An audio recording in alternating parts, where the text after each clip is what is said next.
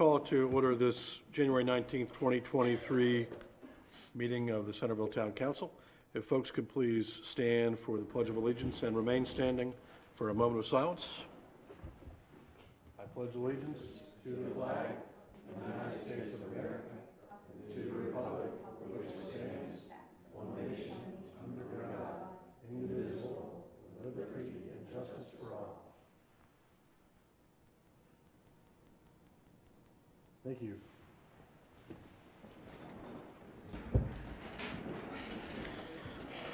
Council should have the January 5th, 2023 meeting minutes in their packet. Is there any changes that need to be made, or is there a motion to accept those? I'm going to abstain from this because I was not here.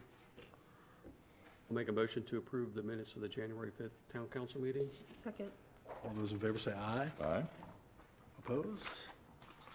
All right, got a closed session statement here. The Town Council met in closed session on Thursday, January 19th, 2023 at 6:15 p.m. at the Liberty Building, 107 North Liberty Street, second floor meeting room to consult with council in accordance with the Maryland Open Meetings Act. 4 members of the Town Council voted to close the session. The authority to close the session is found in Section 3-305 of the General Provisions Article. The Town Council discussed the following topics. We consulted with council and discussed legal options for a property in town. We took no action.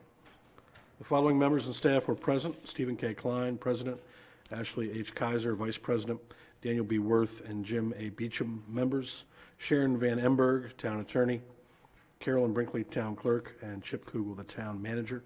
The meeting adjourned at 6:38 p.m. We'll now move into our Citizens Forum. Carolyn, would you like to read the Citizens Forum statement?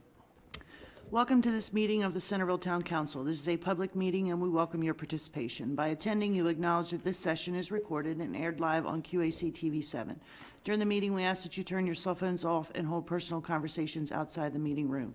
The scheduled agenda is available on the information table just outside.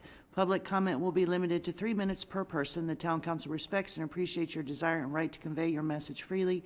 And in keeping with the dignity of proceedings, we ask that all views be expressed in a respectful and civil manner. Comments longer than 3 minutes should be submitted in writing. If questions are a part of your comments, we'll refer those to the appropriate individual. Thank you. Anyone on the list?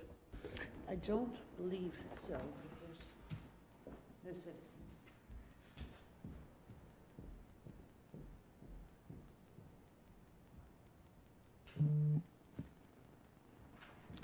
All right, we'll let the record show there was no one here that wished to speak, and we'll move into appearances. We're going to start with the Centreville Police Department and new officer introductions. Chief.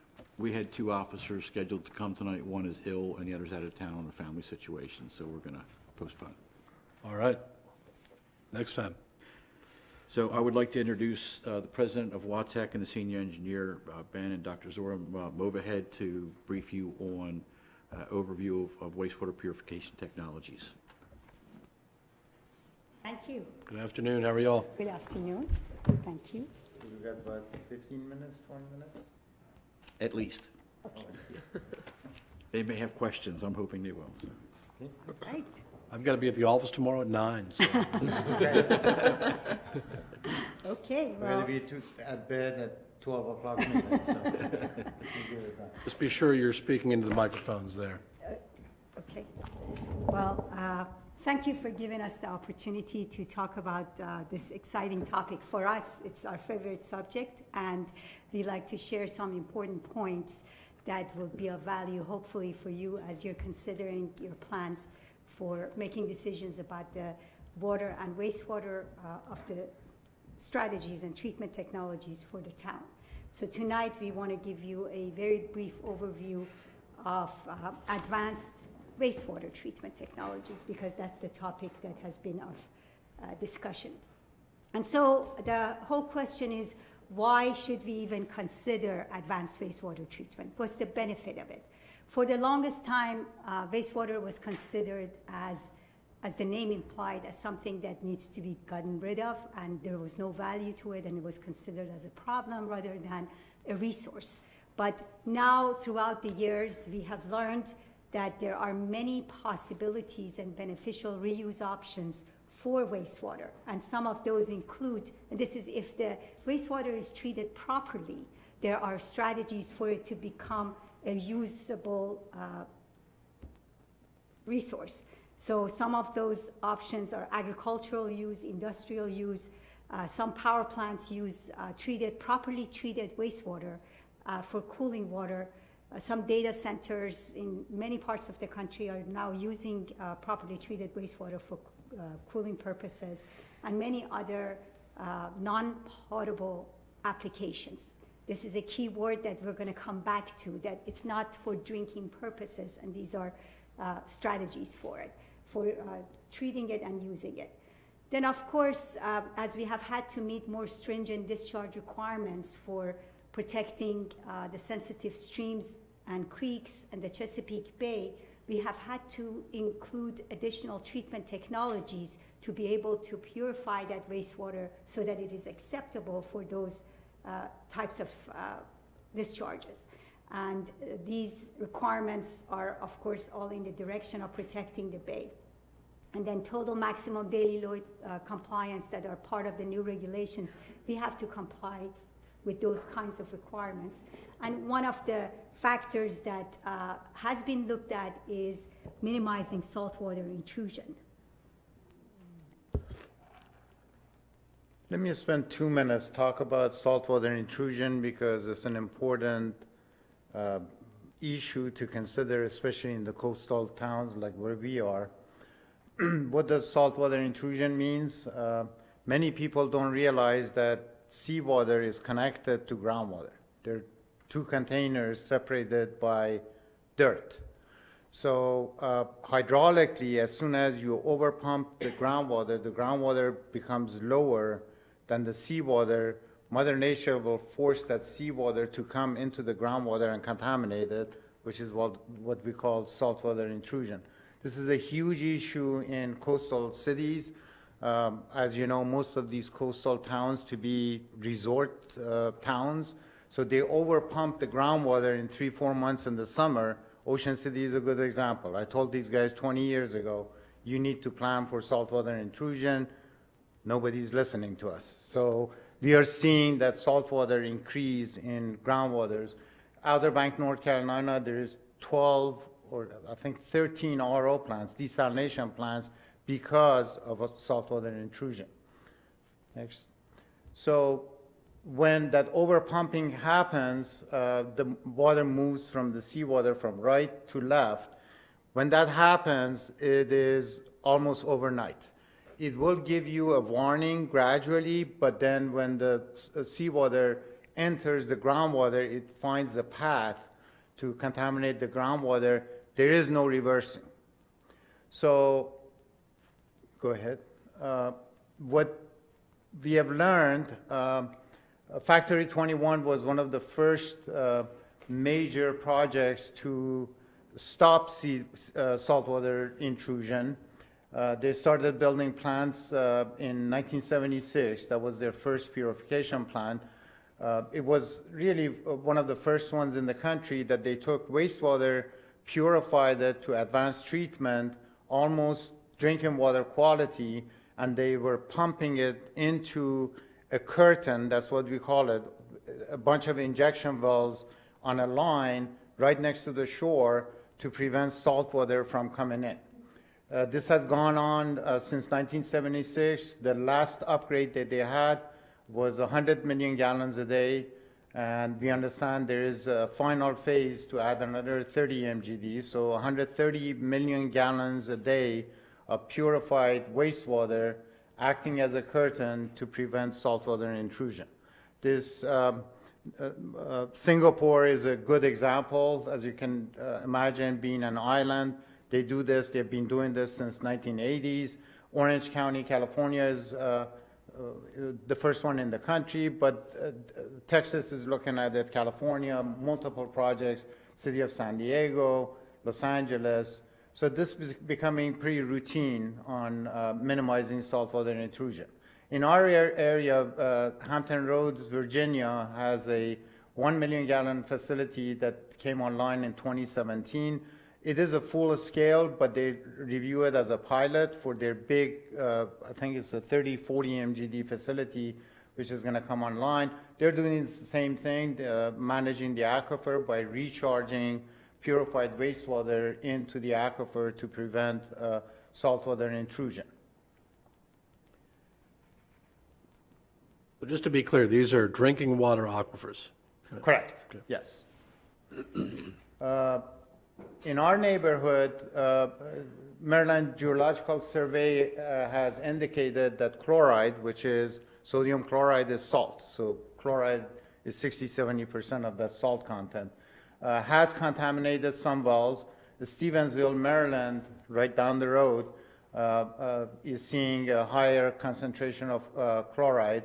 Queen Anne County, Talbot County, these guys are seeing that initial increase in chloride or conductivity or dissolved solid in their aquifer. Initially, like I said, you're going to see a gradual increase, and then suddenly it becomes like half brackish, almost like a brackish water. So this is just a perfect time in our history, essentially in our opinion, to be thinking in a different way, to be considering water and wastewater as a resource and look at this holistic integrated water management solutions. So it is in a way our responsibility to the future generations so that we can be paying attention to what are some of our possibilities for what we consider potable water, and then non-potable water. And where can we go in terms of the treatment technologies that we can provide for wastewater to be able to use it in many of those applications. Of course, non-potable water, there are many sources that we should be looking at when we are considering these applications. And the simplest thing is like flushing our toilets with non-potable water, or the reclaimed water from the municipal wastewater that can be used for many applications. These are non-conventional, there are types of possible sources of non-potable applications: harvested rainwater, gray water, groundwater from building foundations, the air conditioning condensate, and other sources like eye wash stations or recirculation waters. All of those are possible sources of water that normally people would not consider them, but they have potential to be able to be used for various applications. And in the state of Maryland, we have come a long way. Actually, we've been in WATEC, we've been very actively involved with helping develop some of these regulations.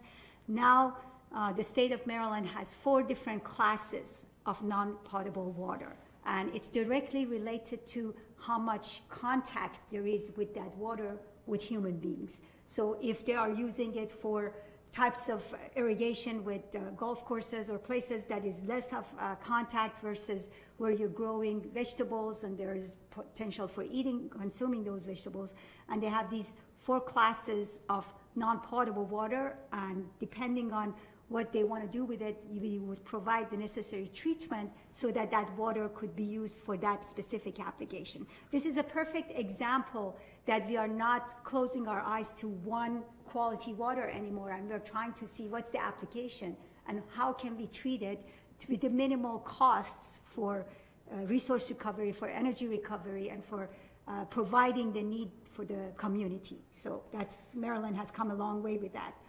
And then one category, which of course is the highest that we know of, is potable reuse, where we take our wastewater that normally we wouldn't consider it for drinking purposes, but after we provide the necessary treatment, we make it potable. But we are now at the stage of what we call indirect potable reuse, which is not directly going to the distribution system, but having a barrier between the purified water and the use of potable drinking water. And this is happening around the world, and there are examples that are shown on this slide do show many projects around the United States, many of them in California, but we do have 2 projects in the state of Maryland, and Arundel County is looking at indirect potable reuse, and we have a project that we will be talking to you about with the city of Westminster, that we are looking at this concept of indirect potable reuse of highly treated wastewater. So direct would be, you're taking this highly treated, non-potable water, or gray water, whatever, wastewater, and running it right into the back end of our drinking water plant? Exactly. Indirect would be into the ground, and then we treat it as we would normal, okay. Yes, Or in in an example of Westminster, you'll see we are taking that, putting in the reservoir, then the reservoir becomes the feed to the water I plant. got you, okay. So Thank you. that's indirect. You put a body of nature in between. Sorry if I jumped the shark. No, this is perfect. So, as I said earlier, we believe this is an excellent time because water reuse of this concept that we're talking about is going to further protect our environment, economy, and quality of life for future generations. And it's going to allow us to take significant positive steps, because we all know that without water, the communities are not going to be able to thrive. And we do have to provide the water and wastewater services in the most efficient way. So this gives us the opportunity to provide the necessary water and provide the necessary wastewater treatment for industrial, agricultural, and energy production. And again, it's this concept of paradigm shift, where we are going to stop overusing our potable water.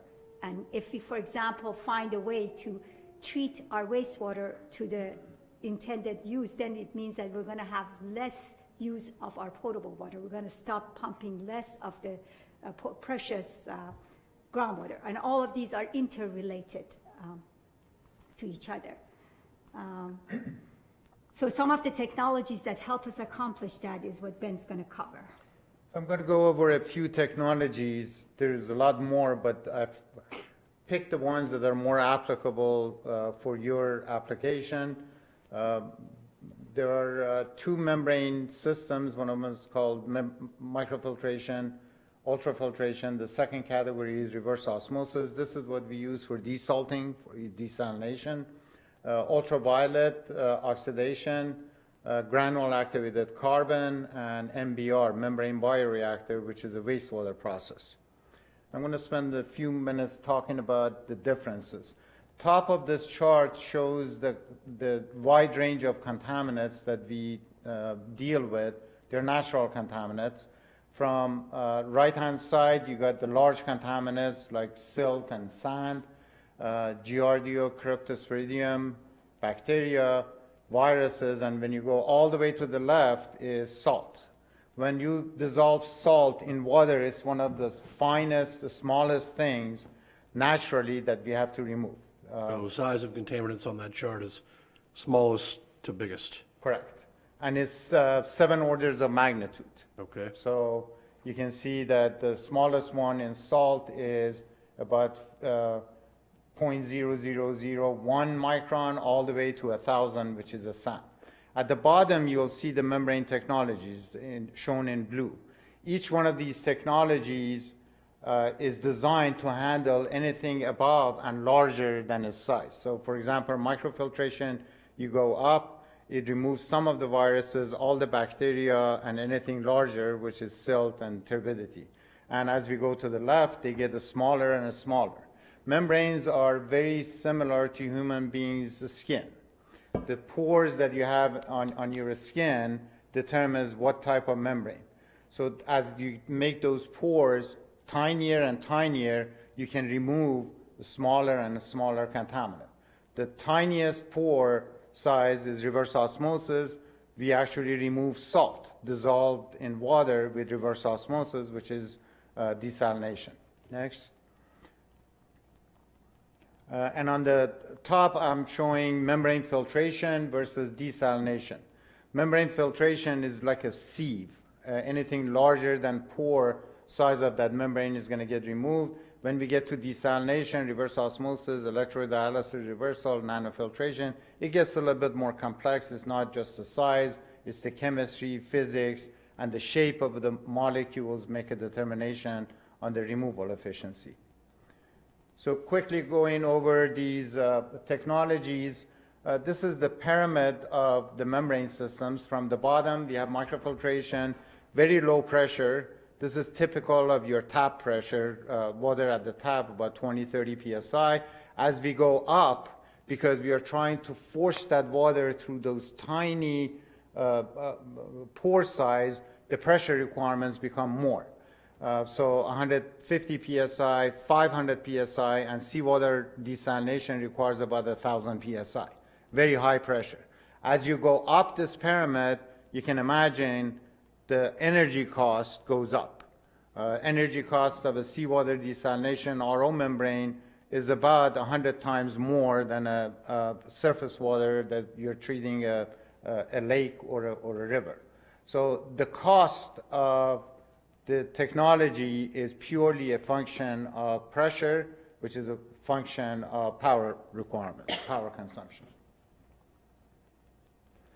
Ultrafiltration, it shows a typical module is designed for pathogens, Cryptosporidium and Giardia, which is typical in natural systems.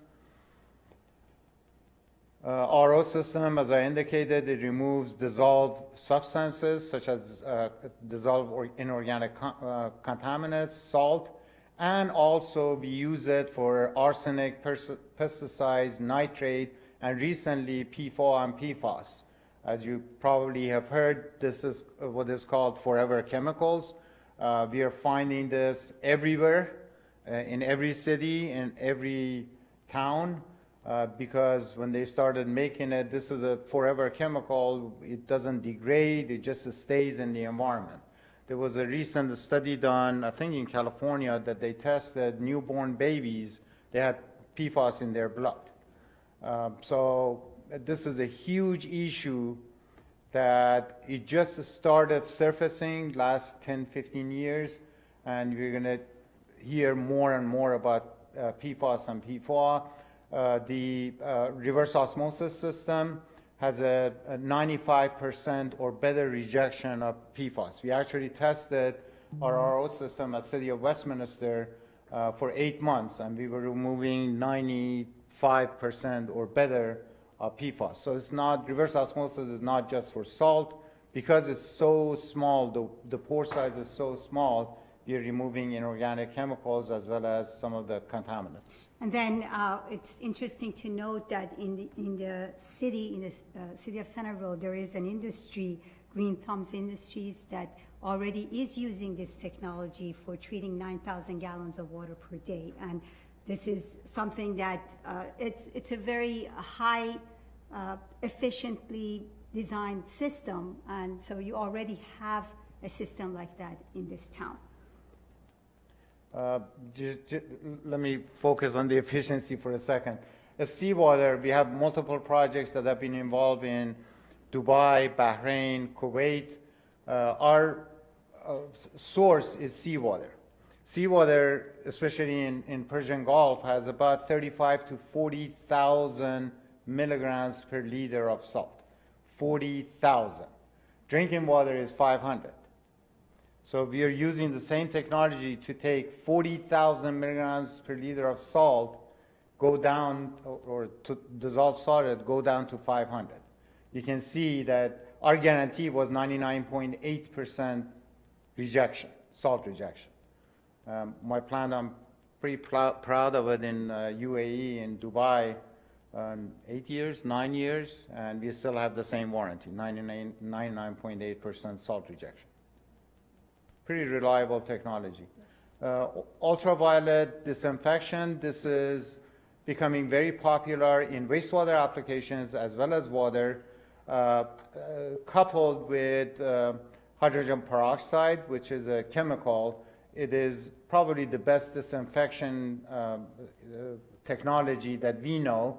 So almost all reuse projects will have this component added to the membrane system. And this is the hydrogen peroxide that is pretty efficient when it's combined with UV. Granule activated carbon, this is basically charcoal, another fancy name for, for charcoal. This has the ability to remove taste and odor. There's a lot of utilities that use this for their drinking, for taste and odor. It also removes trace organics and some of the PFAS and PFOA, depending on the chemistry, depending on the shape. GAC can also remove PFAS. And then one technology that is now becoming very popular is membrane bioreactors. And this is technology that taps into the best of both worlds, we basically say. In terms of wastewater treatment, we utilize biological principles. And for separation of that treated water, we use membranes.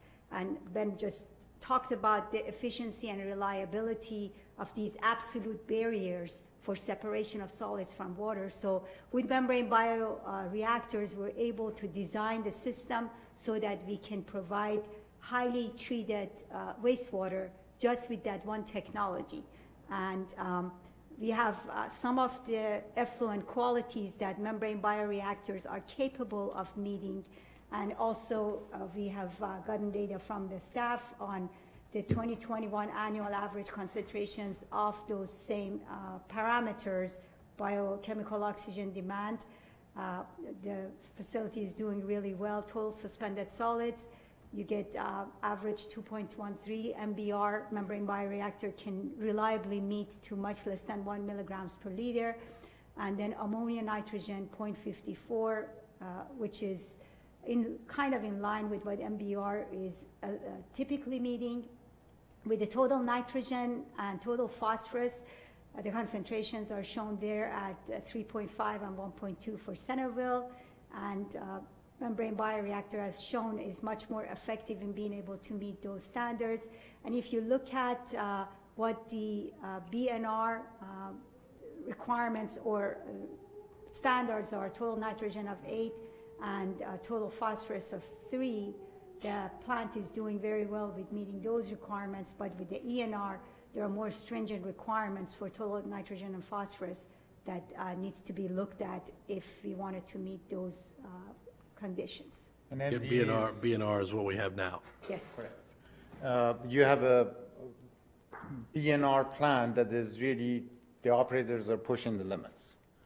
Basically, from those numbers, they are better than what we typically see from a BNR. Pushing the limits in a good way. Yes, oh, yeah, they're Yes, doing a yeah. great job. That's what. Doing a great job. So I I've guess. seen your I guess- plan, and I'm surprised that they can achieve these Yes. with that plan. So at one time, it performed to ENR standards, if I remember right, Kip, is that? I'm sorry? That the plant produced at ENR standards, ENR specifications, you were close to ENR. Close. Close. Close. But we can't Close do it now. consistently. Right. And that's the thing, and when you go to ENR, I'm sorry.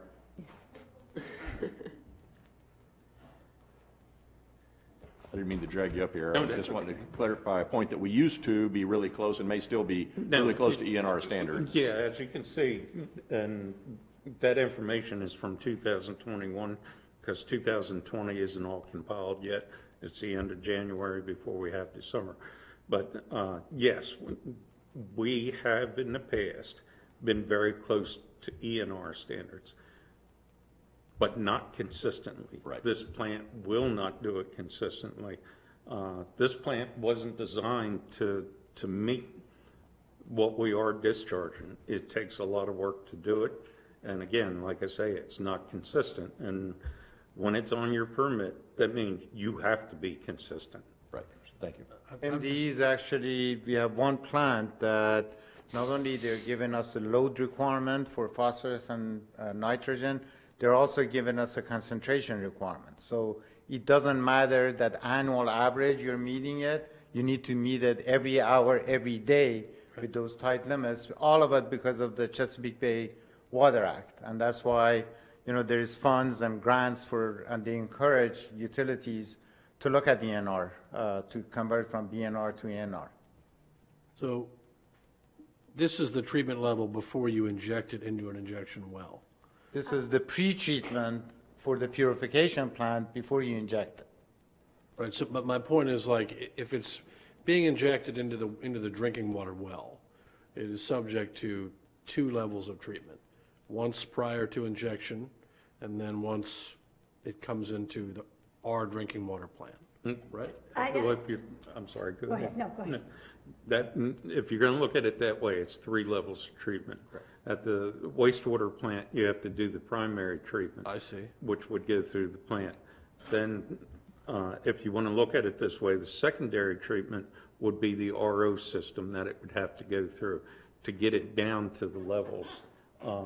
The slide she had there was showing you the membrane treatment plant, which is beyond the sequential batch reactor plant that we have, the treatment is.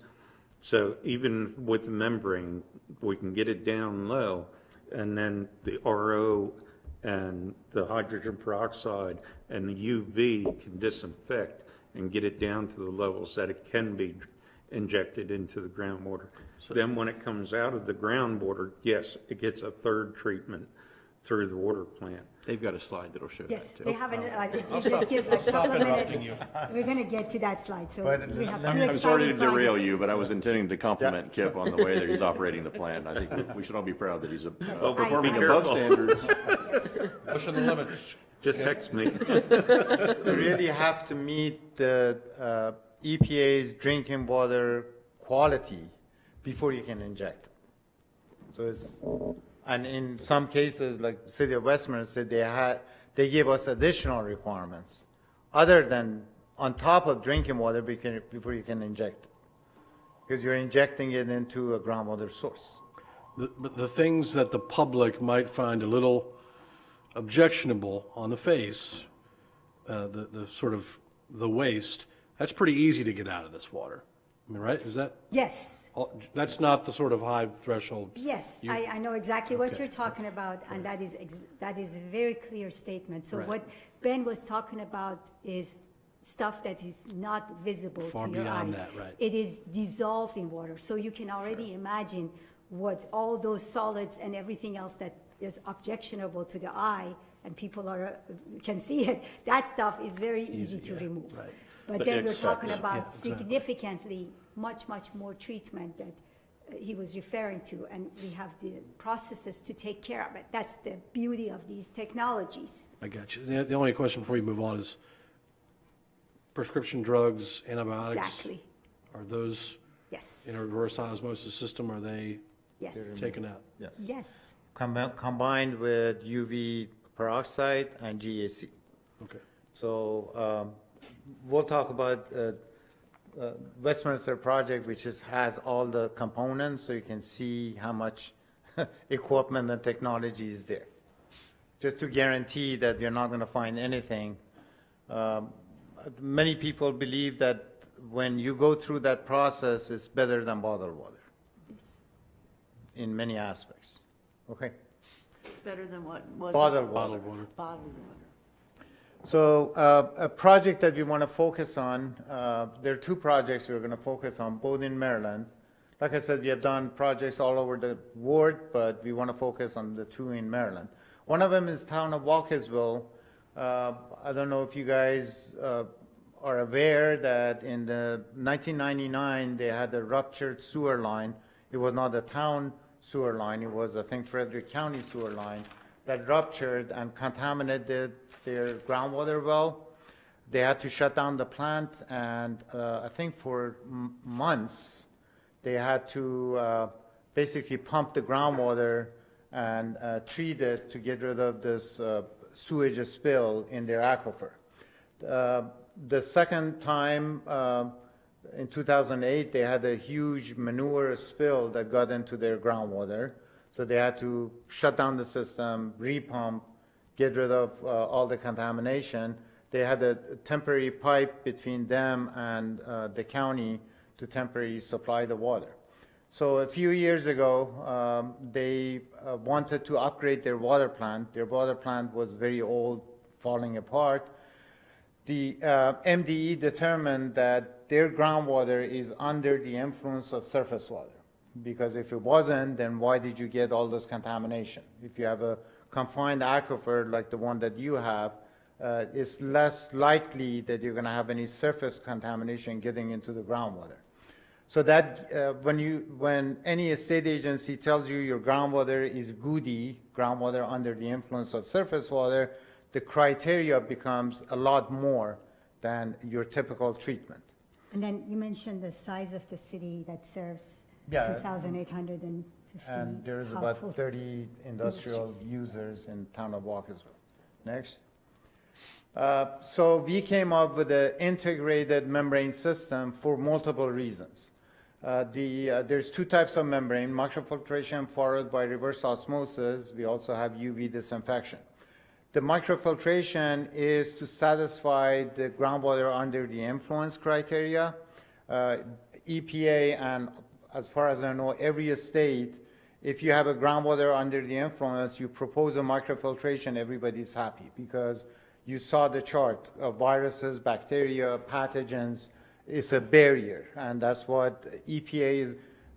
The only technology that is considered by EPA as a barrier for pathogens is membrane filtration or microfiltration or ultrafiltration. The reverse osmosis was put in for multiple reasons. One of them is their water is very hard, so most of the town residents had little softeners. The softeners, as you can probably imagine, they use a lot of salt. That salts end up in the wastewater, and they had issues with their wastewater plant with all these rewashes from the resin generation. So it was hardness to soften the water. They have nitrate in their groundwater wells, so we had to treat for nitrate. They also had the concerns that you saw with possible contamination from sewage spills, from manure spills. So the reverse osmosis is a multi-purpose device that we put in. It's called an integrated membrane system. It's the first one in the state of Maryland. It's been running for about 2.5 years.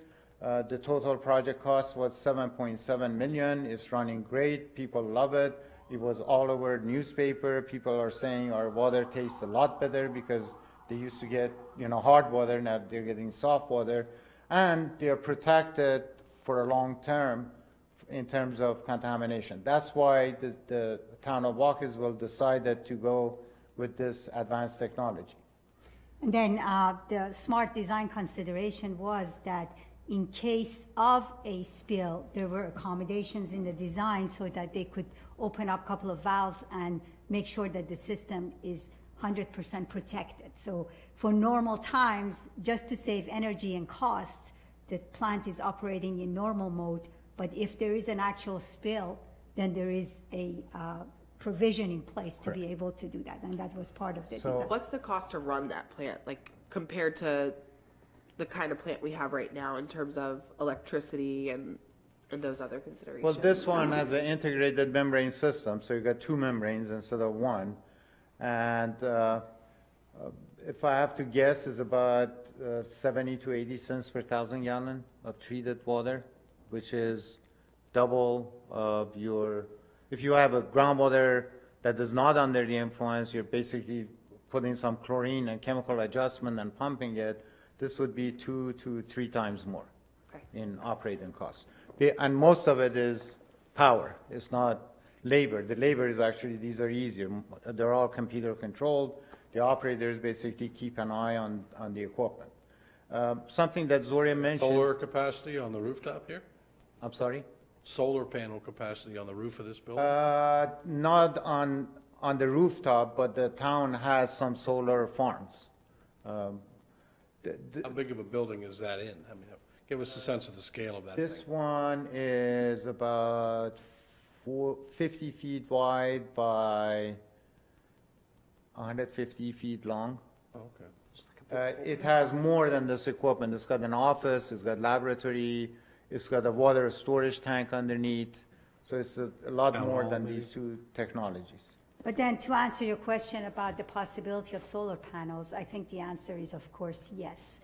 And that's something that, depending on the location, the solar companies will determine what is the right location. But definitely that can complement the treatment concepts. So let me go back to something Zoria said, go back to Walkersville. So this plant is designed that normally in order to save energy, we are running the entire groundwater through microfiltration, which is the equipment on the left, all of it, 100% of it, because You cannot bypass microfiltration because you could have pathogens, bacteria, viruses. It has to run there. Part of that goes to the RO for softening, nitrate, etc., and then they blend together. If there is a spill, there is instruments that detect that the spill, the plant shuts down, and we did a test, actually. We got the operators, there's a blind flange and a valve. It takes about 2 hours to make it into 100% reverse osmosis. So you got double barrier if there is a spill or they detect a high turbidity in the water. So that's what she was referring to save energy. We didn't want to run the entire thing. If they have a spill, they'll know. They'll know within minutes. So we actually exercise, and you shut down the plant for 2 hours, then you're back in business, but then you have double protection. You're paying for the electric costs.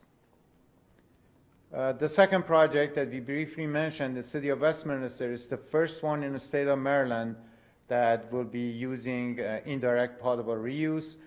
City of Westminster has always been short on water because of their geology and location and their topographic conditions. They have multiple sources that comes to their water plant. I actually designed their water plant about 12 years ago. It's a membrane plant that takes the water from a reservoir, from a creek, from a spring, anything that they can find, feed it to this poor plant because they're short on reuse, on resource. So they asked us to get involved in a pilot for an indirect potable reuse. Since day one, we got our MDE folks on board. We had monthly meetings with them. The pilot ran for about 9 months. And the pilot consists of ultrafiltration, reverse osmosis, UV oxidation, and GAC. You can see the pilot there. We ran it for 9 months. MDE actually was so curious that they sent, we were getting 2,000, 3,000 samples, I think, that we analyzed during the 9 months. MDE sent their own people with their own bottles to collect the sample, especially for PFOA and PFOS. They wanted to see it, that it actually removes. So we were getting non-detect. Any organic, inorganic contaminant that they put on the system, it was non-detect. It's a complex system. When you think about it, it's got 2 membrane technologies, UV, oxidation, and GAC. So it's 6 technologies all combined here. The project was approved by MDE. We are working on the design for a full 1 MGD facility. So this takes secondary treated wastewater, which was fed to the unit, treats that with this high advanced technology that Zora is going to show you the process flow diagram. But we call it indirect because we are putting it back into the reservoir that feeds the water plant. So the operators actually, they're saying, why not just connect it to distribution? We are making it worse by putting it in the reservoir every time there's a rain, it gets contaminated. Yeah, so one thing before going to that slide, and I wanted to take the time because of your very good questions earlier, just to make sure that we're very clear on this. But before talking about that slide, I wanted to bring up the fact that California is very advanced in terms of developing specific regulations for taking wastewater and making it into acceptable potable water for either augmenting a surface water reservoir or injecting it into the groundwater as a source of drinking water. And we basically followed California regulations when we were working with MDE. Because MDE does not have a guideline. Exactly, thank you. Yeah, the MDE does not have any guidelines, but they have gotten very comfortable with our approach because we are relying on the concepts and the technologies. Even though this is the first in the state of Maryland, we were trying to emphasize that it is not the first in the nation, it is not the first in the world, and there are many other places in the country and the world that are looking at these technologies. So at the same time that these are, pretty complex technologies, but they are, there's a lot of lessons to be learned, And we have learned all those lessons, and we have tapped into those. And when Ben talked about thousands of analysis, of course, we were testing for all what's called primary drinking water standards, secondary drinking water standards, every regulation that is for meeting the drinking water standards. And then there are unregulated compounds, and there are pharmaceuticals, and emerging chemicals of concerns. And we found every list that was available and looked at them in terms of what kind of levels are we seeing, and we were able to track them. So going back to this slide, I wanted to quickly tell you that top system is the wastewater treatment plant. And all the way at the bottom is the drinking water treatment plant. This is the Cranberry Reservoir drinking water plant. So you see the green is the wastewater process, treatment process, and the blue is the drinking water treatment process. And what we inserted in the middle is what's called Pure Water Westminster, and that's the purple one that includes the technologies that we have just told you about. Did Westminster have is that a BNR or ENR wastewater? It was BNR, they converted to ENR. Oh, okay. And when we did This the is pilot, ENR. the pointer didn't This seem doesn't to work on. Yeah, so beautiful questions. I think it's wonderful. So when we did the pilot, they were just in the process of converting from their BNR to a ENR plant. So Okay. right now, it is now, they completed the, We can't hear you over there on that, well, we can, the TV can. yeah, so he's gonna use it. We got a So mic they for you. converted from what they call secondary wastewater treatment, they converted to tertiary. And with the tertiary, they do have the denitrification facilities that's gonna treat it further. Okay. And that becomes the ENR plant. So they are just becoming an ENR plant. And when we did the pilot, it was not an ENR plant, but we were able to meet it. But for the actual full scale, we're going to be able to tap into the effluent of the ENR plant to go to that purple. Go ahead, Ben. So let me, so this is the current wastewater plant. This is the water treatment plant that I designed about 10, 12 years ago, has a membrane. So what she was talking about, if I take this out, you have an BNR plant. When I put this in, the denitrification, you have an ENR plant. So this is, when we piloted, this wasn't there. This is just coming online. So we took the worst water from here, and we told MDE, hey, if you can prove that we can work here, this is going to help us in the future as a pre-treatment, and they agreed. What I want to emphasize is all of this is added to the ENR before we can put it back in the reservoir to be taken from the reservoir. If you're doing a groundwater recharge, you got to add all of this to meet the California standard before you can recharge. The difference, and this is something hopefully is going to come up in discussions later, if you're upgrading this wastewater plant, you can easily add an MBR system that takes away this from the future purified system. So if you're upgrading your plant, you put an MBR as a pre-treatment, that becomes the pre-treatment for this RO system. You don't need to add all of this in the future. This is exciting for a lot of towns and cities that are looking at upgrading their wastewater. If you have reuse in mind, our recommendation is think about that, all these technologies, put one technology here that replaces all this for future.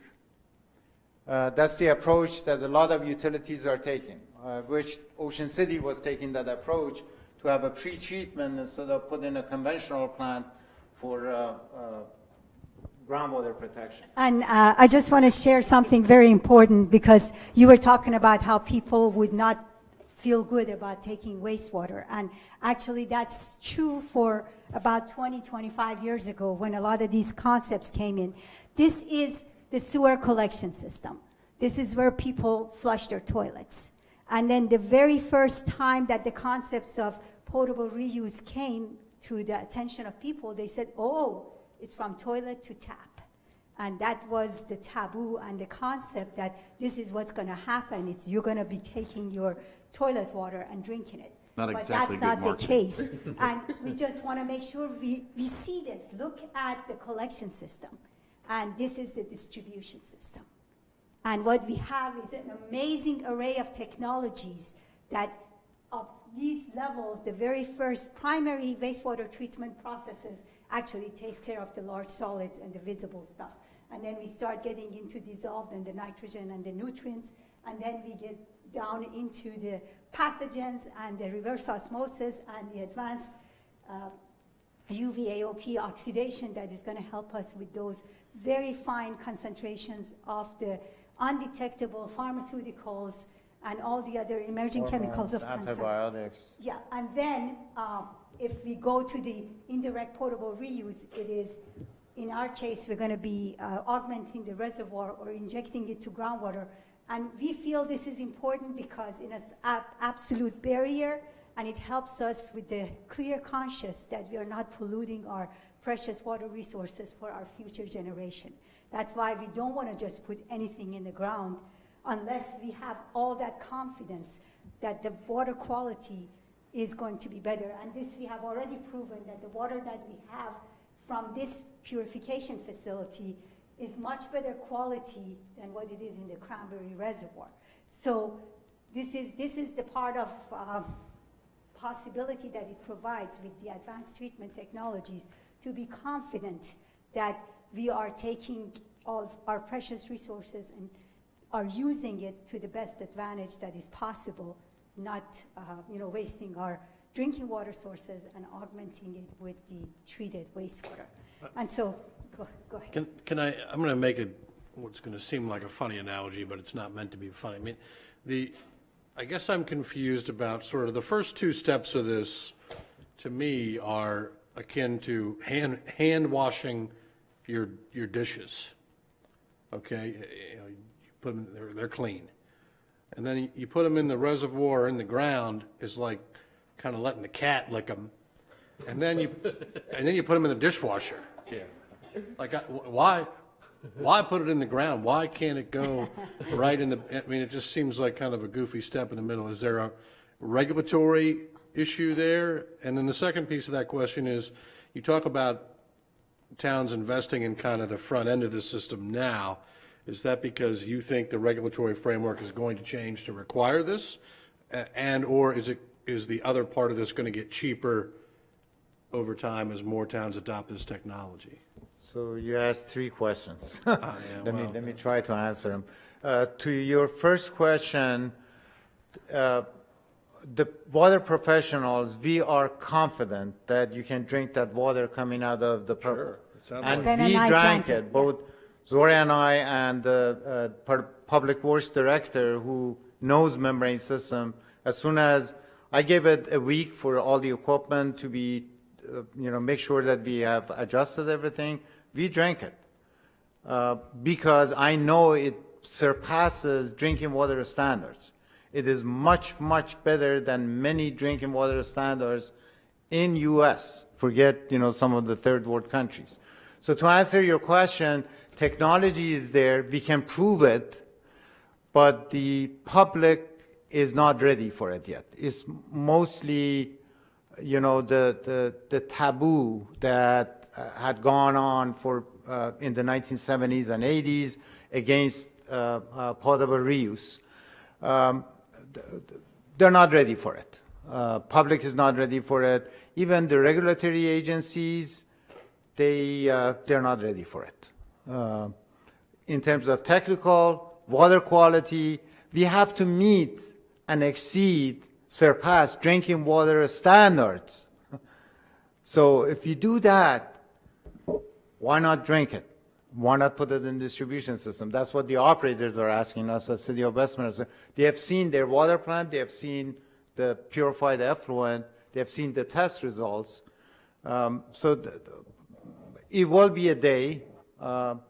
People are doing it in other countries, but not here in the U.S. Okay.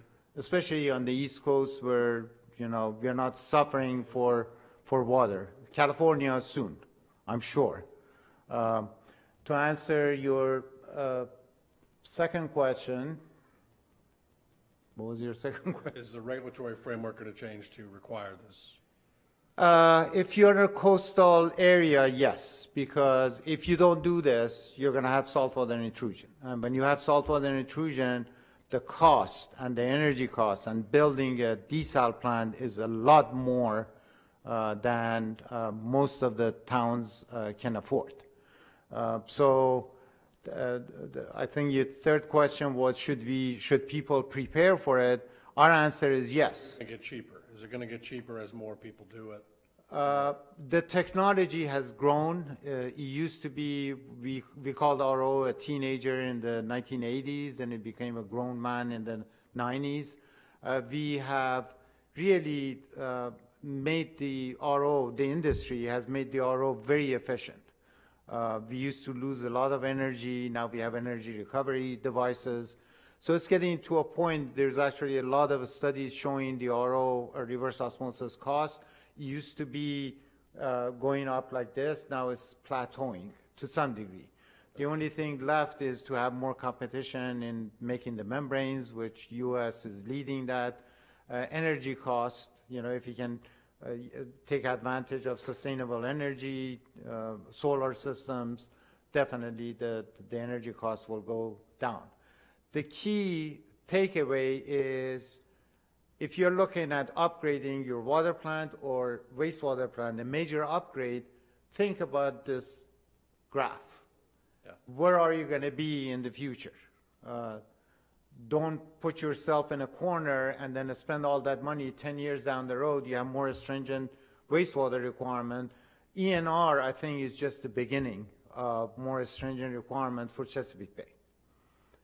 Like I said, we have one project that really surprised us. Not only they have pounds per year of nitrogen and phosphorus, they've given us concentrations that every hour we have to meet that concentration. And that's going to be tougher and tougher, more stringent. Then, use this toolbox, get the proper tools, but don't think about another tool that needs to go in that toolbox. Make room for that tool that needs to go in that toolbox. Yes, and I just want to add, I think that if you were not thinking about this, probably things would not go really terrible right away. It's a question of being prepared for the future. I just want to congratulate Chip for being, and the team, for being aware of these possibilities. So I don't think anybody is going to force you to do anything along these lines right now. Sure. But we just believe this is the exciting time that gives opportunities for being able to be prepared. And by thinking about these things, you don't necessarily have to do them right now. It's just that when you're planning, you consider them. And then when the time comes, you can put the phased approach. And this is the beauty of these technologies. It's just that right now, think about it, plan for it. But when the time comes, you have already thought about it. Whereas if you didn't think about these things, you can tie your own hands and not be able to be prepared for these types of possibilities.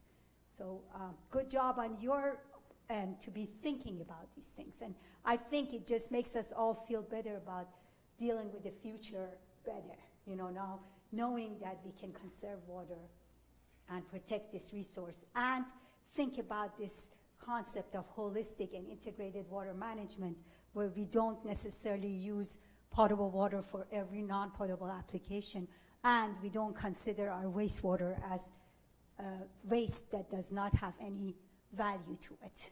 And then also protecting the environment in the case of saltwater intrusion, which could be a true issue.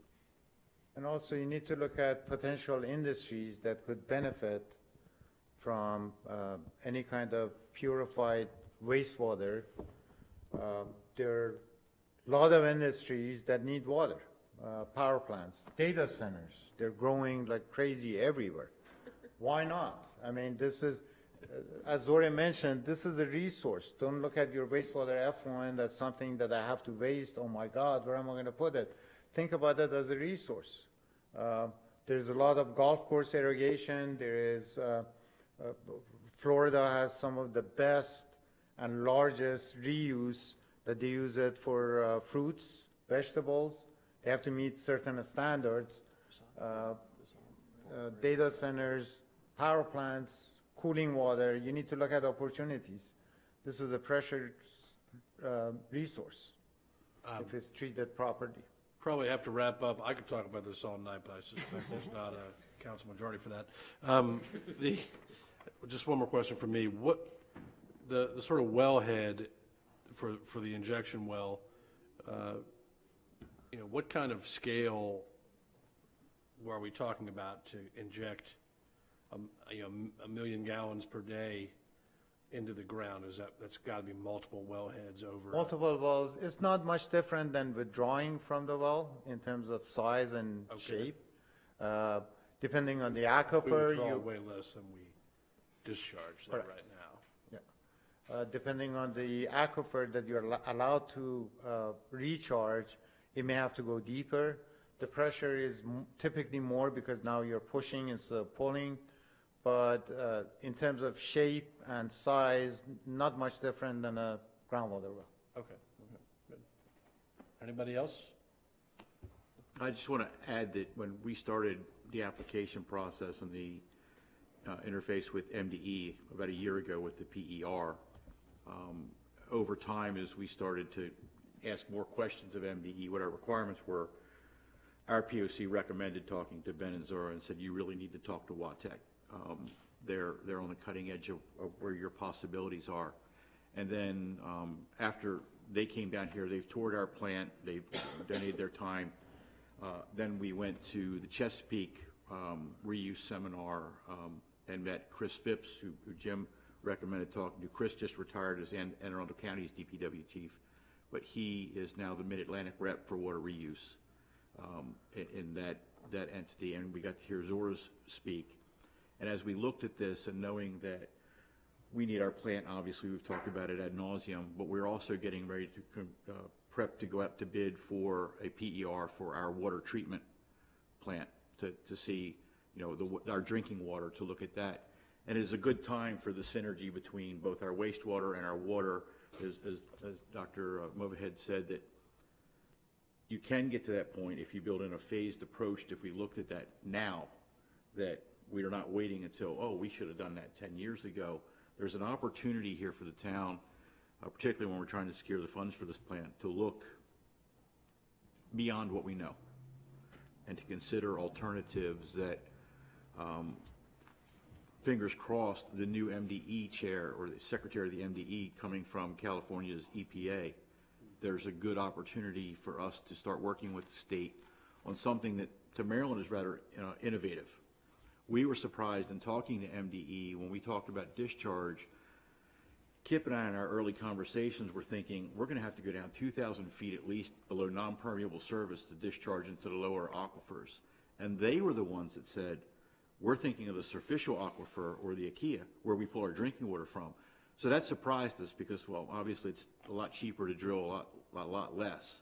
And for something like Ocean City, they've got to drill down 7,000 feet to get to non-permeable. So that would be a non-starter for them. That's a deep well.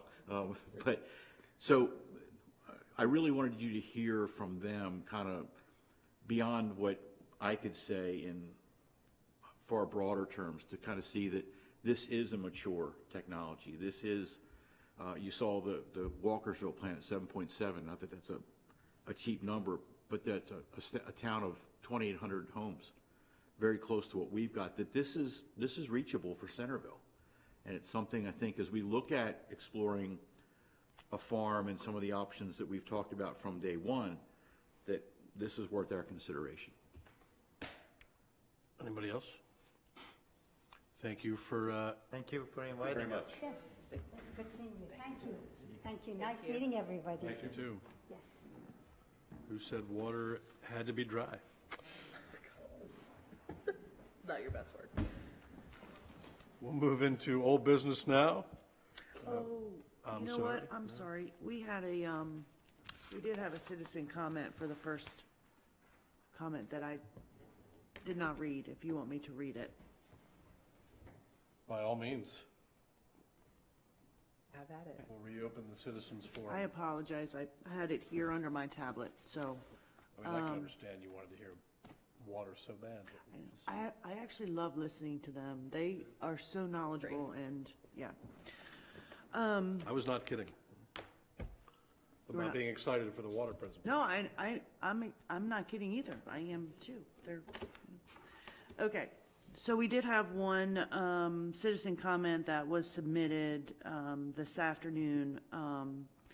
And so I just wanted to read it real quick. Council, at your last regular meeting, Resolution 01-2023 was introduced for the purpose of cleaning up the charter regarding the reporting structure of the chief of police. At that meeting, Councilmember Beecham requested a duplicate resolution be created, which had the chief administratively reporting to the town manager, but under the supervision of the Town Council for Law Enforcement Matters, version 2.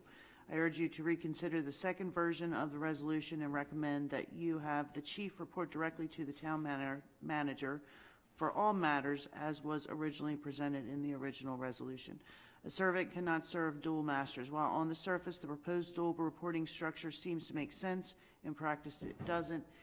In the best circumstances, it is inefficient. In the worst circumstances, it can be counterproductive. At the last council meeting, the question was asked if there was a consistent reporting structure for the police chief. There is. This was researched in 2021 when the reporting structure was changed to its current form. Throughout most municipalities in Maryland that have a police department / chief, the overwhelming majority of them report directly to the town manager. We found 2 municipal exceptions in Maryland, one of which has a full-time mayor, and the chief reports directly to the mayor, not the council. And it did say Sharon should have data that was provided to the council in the summer of 2021. There is no loss of enforcement or policing by having the chief report directly to town managers for all matters. Thank you for your time, Tim McCluskey, Watson Road. Thank you. We will now move into old business, the Centreville Police Department salary compression. Councilmember Johnson is not here tonight, but we want to have Crystal come up. Yeah, please. We'll have the Human Resources Manager come up. Good evening. How are you? I'm good. How are you?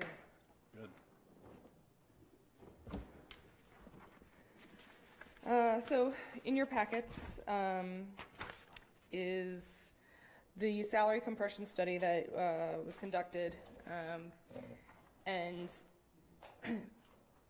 the information using combined work experience, skills, and department tenure among current sworn employees within the Centreville Police Department. There were several factors that led to this study. Cost of labor market increases have outpaced historical raises, which resulted in newer and less experienced employees to earn similar compensation to tenured and more experienced employees. Fewer opportunities of advancement among certain ranks, especially in smaller organizations, and maintaining competitiveness and retention. There is one correction in the memo. Based on the findings of the salary compression between the newly hired and longer tenured officers, it's actually recommended that 6 officers' salaries be adjusted to appropriately reflect their tenure with the department to further alleviate compression. Looking at the chart, you can see, based on what the current salary structure is right now, and with the alleviation of the compression, how it appropriately places those officers, the different ranks, because what we're finding is that there's going to be newer officers coming on that may have either outside experience coming in, or we're having, just for competitiveness, having higher wages with those skills and experience, and it's not changing anything for those tenured officers. So one of the recommendations that I had proposed is to actually reclassify the grades for the lieutenant and the sergeant position to help to further alleviate that compression as we move on into the future with, you know, merits and everything. So that kind of helped alleviate that compression. Not to interrupt, but that is fixing the problem, not just adjusting the pay. Fix Exactly. the problem so we don't repeat it. This is actually looked at to help it completely alleviate that issue. Because if we just adjust salary, it's going to occur as time goes on. Just doing a basic rough 5-year comparison showed that within 3 years, you'll have an officer making more than a corporal. So it was a long time coming to try and create this, this compression study. The other recommendations were just for like officer first class, just to propose a step or two increase to help with the alleviation of this compression, as you can see in the chart that I put together for you. If approved, yeah, as I said, there are some action items. We would have to amend the police officer career ladder to reflect the changes in the starting grades, and amend the classification plan under the police department to reflect the grade changes. And So if we were to make a motion on this, you actually need us to approve the requested salary adjustments and grade changes. That proposed motion doesn't really get us there, right? so one of the things that I wanted to pose to Sharon, because with the classification plan and the career ladder, when the career ladder was initially approved by council, I don't recall, I think it was a resolution because it was a policy. And so that's more of the question that I have with Sharon moving forward or making these types of changes, how to get there. Because as far as one of the things that I know Karen had mentioned is with the estimated cost, it's not in the budget. The total estimated cost, which includes the promotions, salary adjustments, taxes, and fringe, is $9,254. That's for the remaining FY23 budget. So what I had put in the memo was for council to approve the salary adjustments and the compression study results or the findings of those results. And I guess with Sharon, what my thought was is having to come back with the career ladder and the compensation plan in another session for you to see those changes and approve those changes. Thank you. So, Any questions? If I may ask, the estimate for the partial year seems to be about 2/3 of the full year. so I did this calculating about 6 months. And what let me see here. I also provided like the breakdown on the other page, so it actually has the actual steps to it. So wait, is the full year number just salary and then you added all the fringe and that's why? Yeah, so I did a full year difference just to show you that full year, and they're formulated cells. So I use that to then calculate whatever it would cost for 6 months. So column 8 and 9 are a comparison. The final number isn't a comparison to column 8. I'm sorry, yes. So so the thick border box. That's 9. Starts with 9. So yeah, 9. Yep. That is the total estimated cost for the salaries for like salary line. Yeah. I create it this way because then Karen, when she's pulling these numbers, it's easier for her to see the totals. Cool. You're welcome. Is there a motion or questions?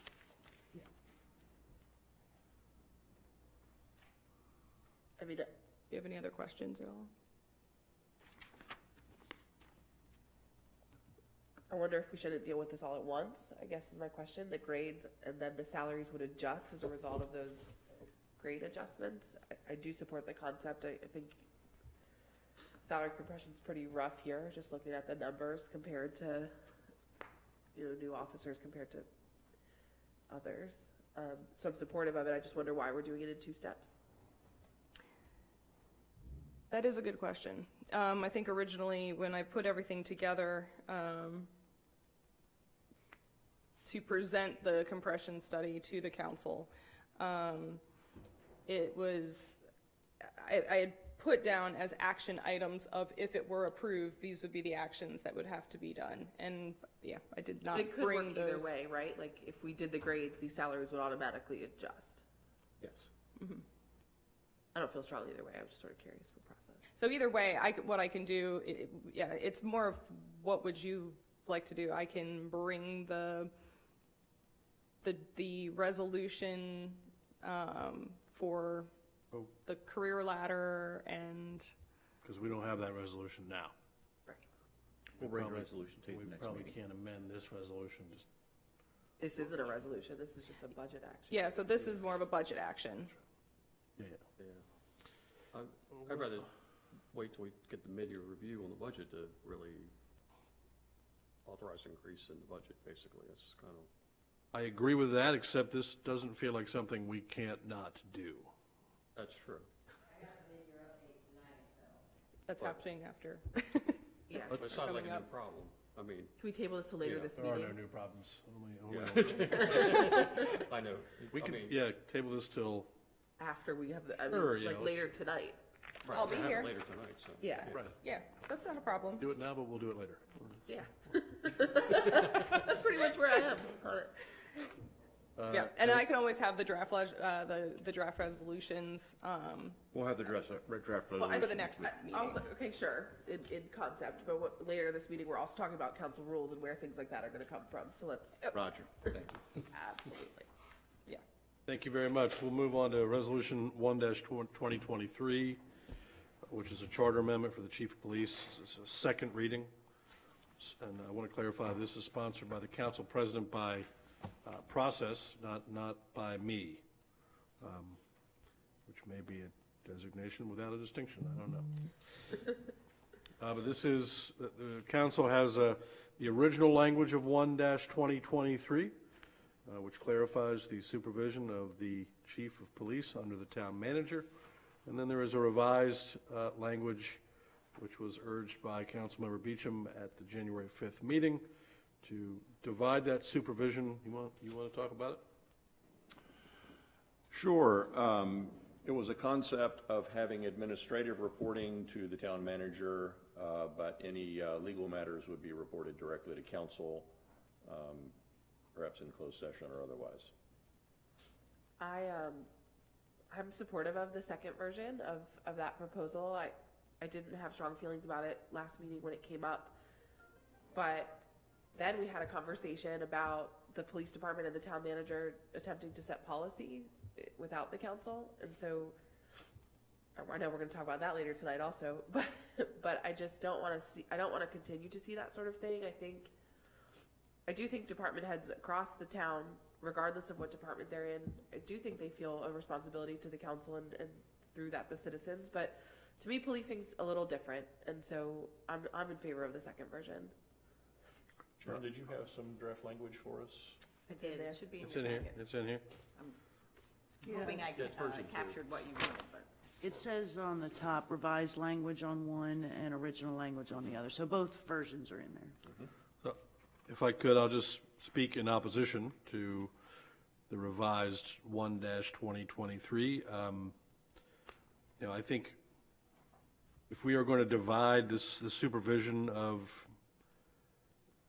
the chief of police into these two buckets, administrative matters and law enforcement, I think they have to be really well defined so that the chief knows precisely if this is, what qualifies as law enforcement, what qualifies as administrative. And as someone who has been under the supervision of two people in my career, it is insufferable. It creates a situation with the employee where, they really don't know who they work with, who work for.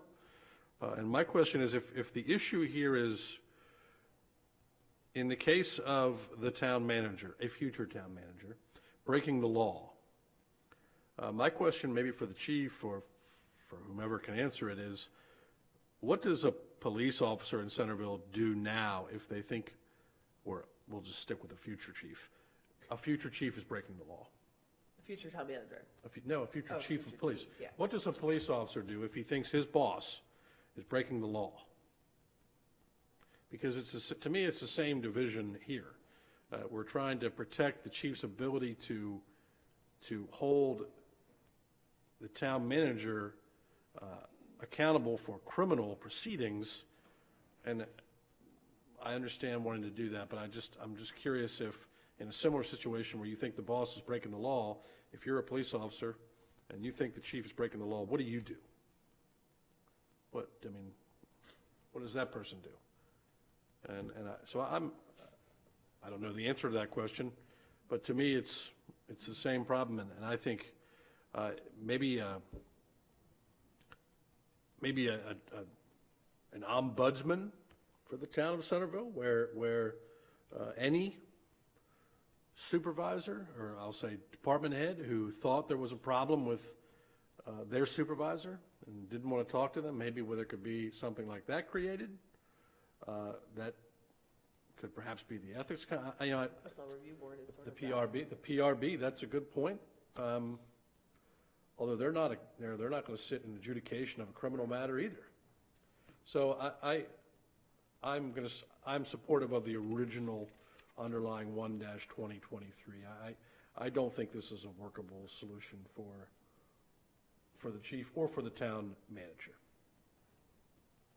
If I could just comment, because I don't vote, obviously, but it was an attempt to set policy. At least I don't view it as that. However, in the charter and code, one of my functions as enumerated is to formulate policy for the town. So I think what I see of this is, prior to us going and saying, hey, we're going to do this, it should have said, council, we're pursuing this. Do you have any? I mean, we can talk about that specific issue when we get to it. To me, it's the larger issue of, I do think the police department, and probably is why the police department used to report, the police chief used to report directly to the council. I do think there are law enforcement matters that are maybe of a greater community concern than an HR matter or a water treatment matter, or I do think it's different maybe than other departments. And so probably had this issue not arisen at the last meeting, I'd be right where the council president is of, hey, I don't see the criminal issue. The possibility of a criminal issue is much larger. That's you whistleblow to another police agency and a special prosecutor is called sort of thing. I don't think we're going to solve that through a reporting structure. I don't care who it is in the town. I think a Centreville police officer might struggle to arrest another department head if something, that's just a larger, different issue. But to me, the license plate readers is not the first time, in my opinion, that the police department and the town manager have set policy outside the council. And now, last time I agreed with it, right? I was a no on several budget purchases for the police department that passed. Now we get a new chief, and the decision is made between the chief and the town manager to not make those purchases. But after they've been approved by council, in my opinion, you got to sort of come back to council with that. If we've set policy through the budget or we set policy through other means, then I think we should be able to reasonably expect that policy gets carried out. And so for me, when there's been a pattern of disregard for the policy or our role in setting policy for the town, then I hesitate to codify the reporting structure, whether it's how it exists now or not. I just hesitate to formalize that the police chief isn't going to have any responsibility to this body. Well, I think every department head has a level of responsibility to this body. To your point, I see what you're saying. It had not occurred to me that if we decide, hey, this has been approved in the budget, but on reflection, it's not a need, that we probably should come back to the council more and saying, hey, we'd like to just forego this purchase and make sure you're okay with that. And to the other, if we are going to look to, and I'm very happy to, if we're going to look to something that will enhance our law enforcement capability, before we make that call, it's going to come to the council to say, okay, here's an opportunity we have to do something, and say, okay, it comes to me, and as the town manager, I say, okay, my department head said to this, that's a council decision. I'm not sure that the discussion we're having now is resolved by this revised resolution. I mean, I think, whether or not policy comes to us is a decision that gets made, and what qualifies as what needs to come to us. Yes. Is a decision that's going to be made really without our input until we find out about it and we don't like it, right? I mean, it's difficult to, I just think from the standpoint of, what is law? Is the budget law enforcement? Buying cars, is that law enforcement? What is law enforcement? How do you define these things? We can wait until Councilperson Johnson is back on this. But I am a no. I think this structure was changed not that long ago, and I would encourage council to sort of let it ride a little bit longer.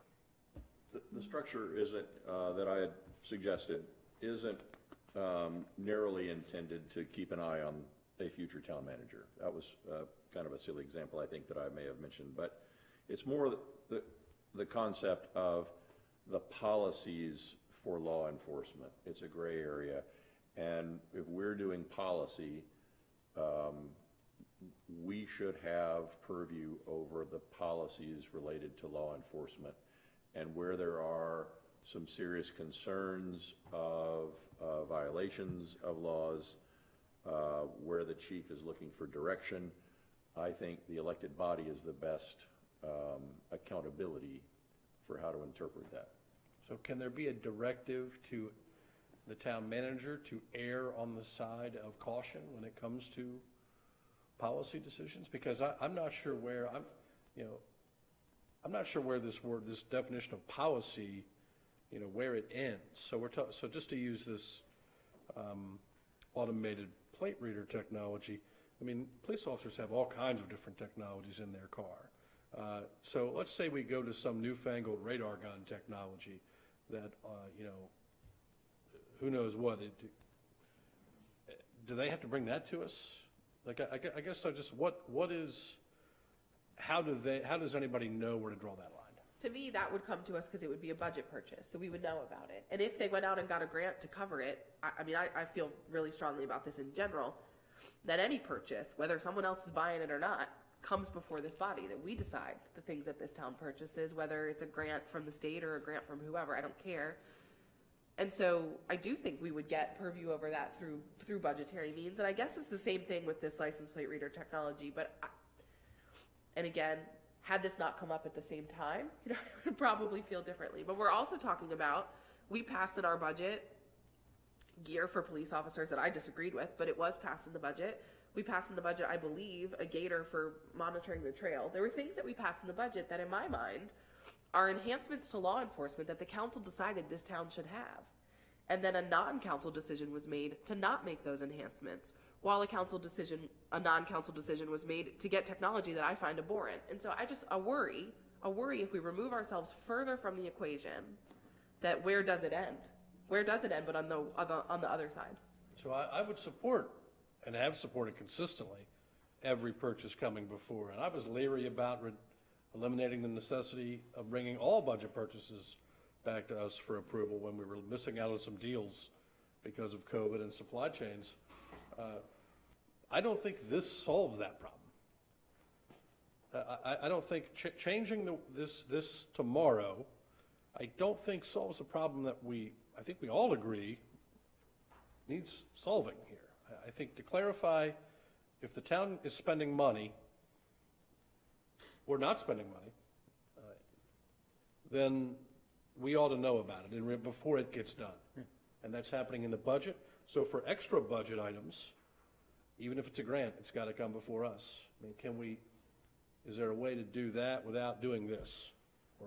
So I guess for me then, maybe what we need to do is further put pen to paper on what the town manager has to bring to the council. I think some rules of council might help solve some of that too. That would give me more comfort to go back to the first version of this, but at this point I would rather we table it until, let's build the structure that it requires then to make the police chief reporting to the town manager. I guess when this decision was made in 2021, there was very little framework. It just seems like it was just hey, we're gonna change the reporting structure for reasons, and the framework that is required here wasn't put in place. I mean, changing one sentence of the code wasn't done either, but I just think we need to have a real understanding between the town manager, the police chief, and the town council, whose role is what. I think that really applies to all the departments, really. Well, mostly police and DPW, since that's where the larger fiscal moves are made in that regard. The two things. One, with the changes in the purchase of the police department, it was a new department head and felt my department really doesn't need this, and that was the And decision. that's fine. It Yeah. just should, in my opinion, come back to us. I mean, Yeah. I'm not asking you to sit up here and let's like tit for tat through Yeah, every concern that I have. We're read in on that. I mean, we know about it. Right, and then the other part of it, and Sharon and I have talked about this, and you discussing it is very helpful, is, as I said, in charter and code, it says the town manager formulates policy.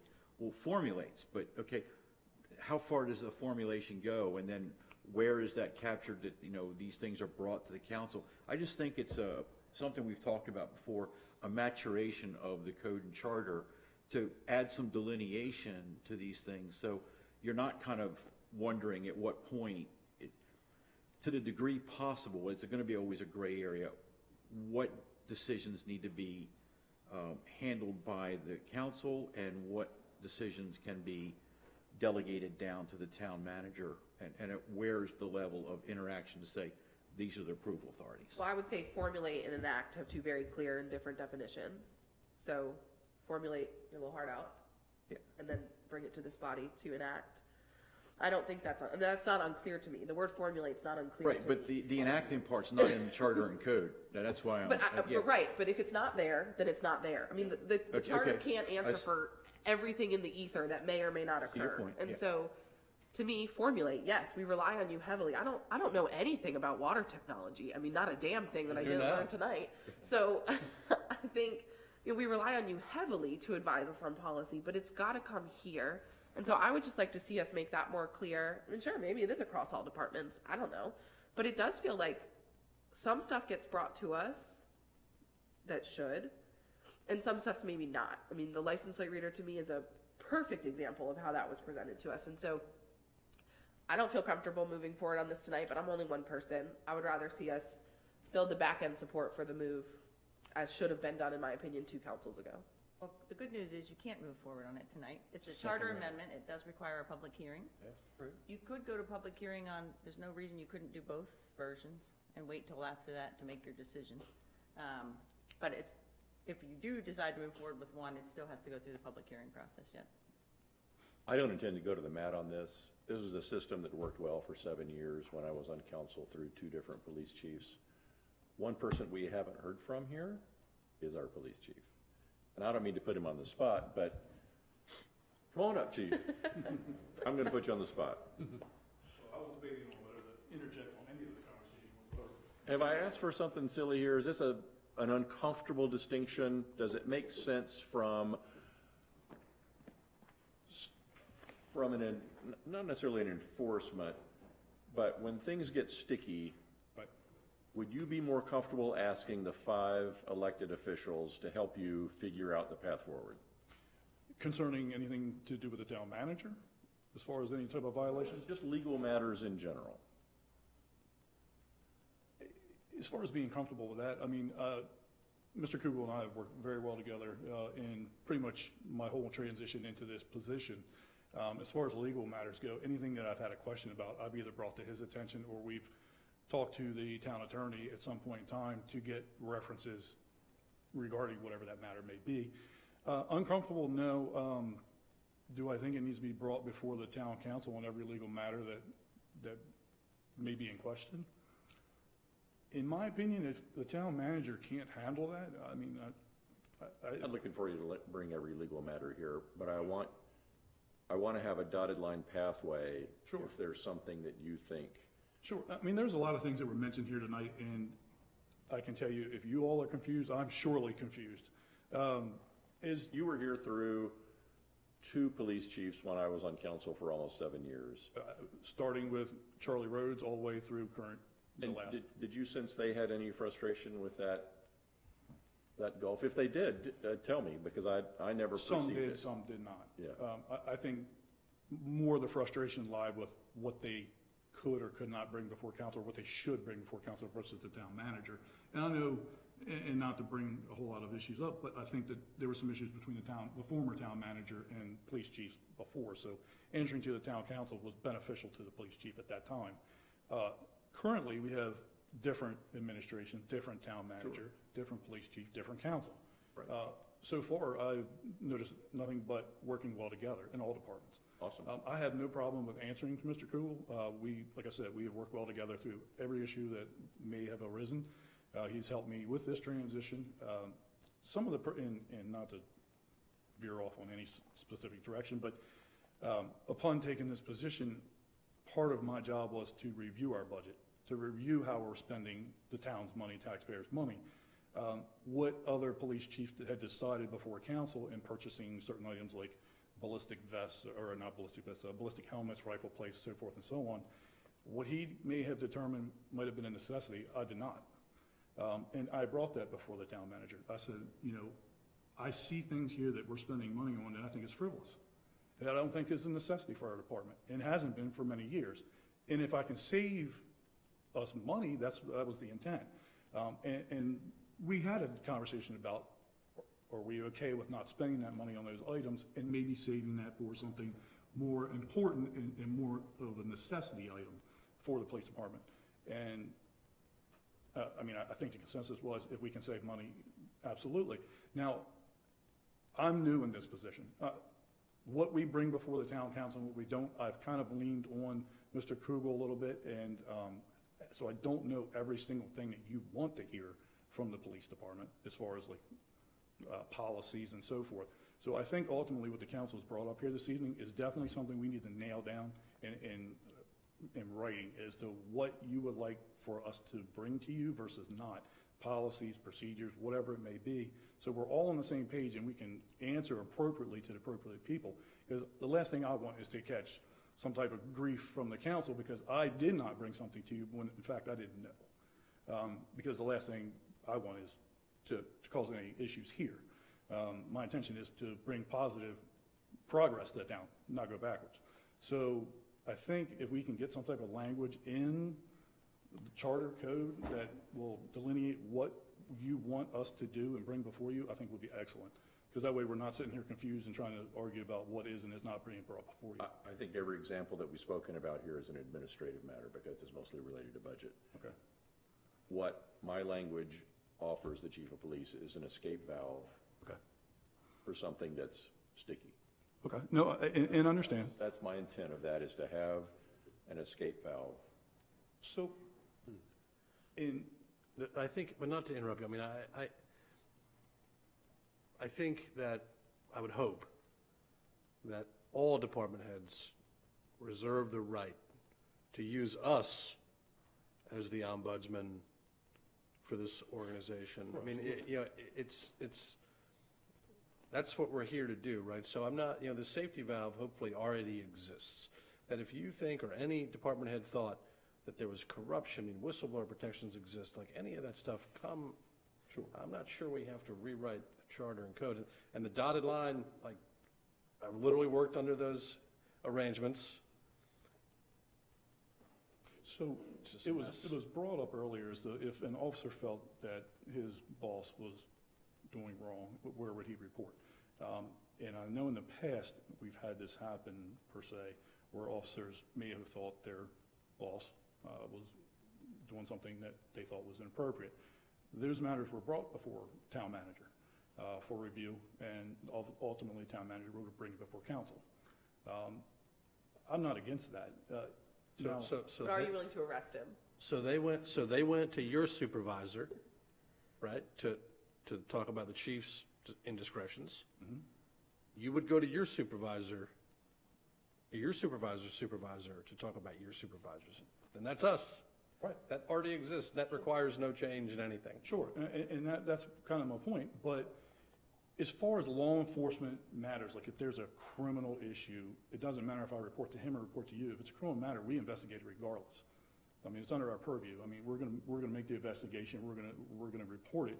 Now, if Mr. Kugel as my boss or department head, or, town oversight, and he's the one that's in question and the suspect, obviously, I'm not gonna bring it to him, I would have to bring it to council, in my mind. So I think that it kind of already exists. There isn't my finger on a scale, it's on the scale for the administrative aspects of my departments, but not the law enforcement. So in other words, my wife gets a speeding ticket in town, I can't go to him and say, hey, Rob, so look the other way on that one. And because at that point in time, then I'm abusing my authority, and he has an obligation to come up and say, hey, that's a law enforcement matter, sorry, tell your wife to drive right. Next time we catch her on a little kid well, Can we go to public hearing with the original version of this? Do we have consensus for that or no?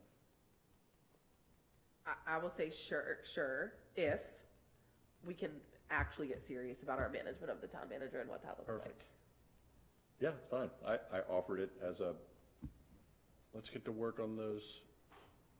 I'm fine first with the original version. Yeah. Okay, great. not gonna go to the mat on this. Great. Thank you. Thank you. Thank you, sir. So we'll have a public hearing on the original version of 1-2023. That I'm sure will be printed in the newspaper at some point in time. We'll move into 2-2023, the merit system. This is also a charter amendment.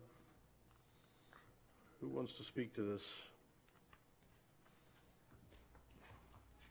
Crystal, I guess. Yeah. You are welcome to.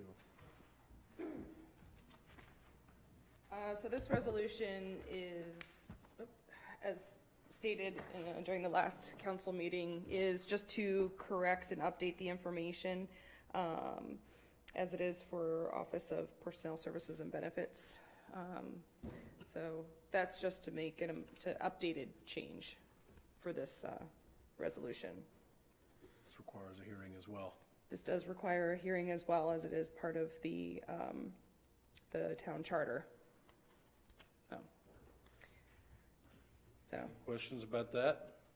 Do you want to walk us through 3-2023? Or is that? Sure. So this one is in the town charter, just defining the unclassified and classified service as it is currently in practice or has been in practice for years. We're just trying to put the words on the paper of what we have been doing.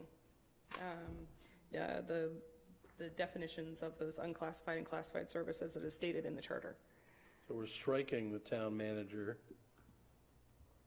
So what, under the unclassified service, the deleted language in the double bold-faced brackets, so removing the town manager, heads of all offices, departments, and agencies under the unclassified, because they should be classified. They're classified positions. They are in the merit system, in the personnel manual. We are all on the salary scale, so we are classified positions. This is a technical change, not Yes. a substantive change. Correct. Not a, Am I reading this wrong, or does this leave the town attorney in a line that then says it's a volunteer of the town? No, what it is it's just unclassified, so it doesn't fall on the salary scale, the merit system. It doesn't, that position is contractual. I understand what you're trying to get at. I'm saying what this says. The council members, so it's the It makes town you a attorney, volunteer. members of all town boards and commissions and other positions designated as volunteers of the town. Yeah, she's right. in which the incumbent. Everyone else that's left is a volunteer. Yeah. Right. Right. We need to break that out. Well, I just want to thank Sharon for generous volunteer time. We'll reflect that in the Town budget. attorney. My budget thanks you, Sharon. I did send this to Sharon for review. So I guess she's agreeing with her volunteering. Under the bus. Yeah. Willing. No. So I think we just need to make that change. To be honest, I'm not really an employee. I'm not sure I even, you could take me out and then just leave all the volunteers and it wouldn't make me a classified or anything. Maybe she fits better under number 3 instead. I don't. Sorry. Yeah, because she is I think you Yeah, can she's be. a subcontractor. She's a contractual Yeah, yeah. employee. So I think you can strike town attorney altogether. Yeah. Because she's covered under contractual. Under contractual, okay, yep. Right, because with you named there, it does say something. Well, and that With was you a- gone, it's fine. Right, so yes, I could certainly remove that because it was in the charter originally anyway, so I can remove that.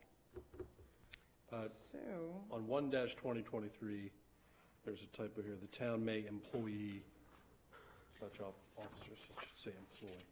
01, did you say 01? Yes, ma'am. The town may employee. Yeah.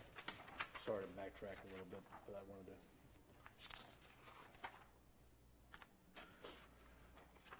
See that? Fourth word, I got it. Thank you. Where is it? Is that all on these? Any questions? Any other questions? All these will be subject to public hearing.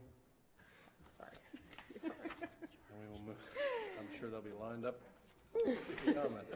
All right. We'll move into yes, new business with Karen, FY 2023 mid-year update. Take minutes and you look. Hi, guys. I know in your packets, you should have the memo. It's just some brief overview notes I was going to go over. I also, was this? I did copy Okay. that for all of you. I wasn't going to go line by department, but I wanted you guys to have this so you could review, see the percentages, see where the spending is on the lines and such. So I'll go over my memo, and then if you guys have any questions for me, I'll be ready to answer. This is the mid-year update. This gives you all the information as what the budget was, or what the budget was approved for and what we've spent through December 31st.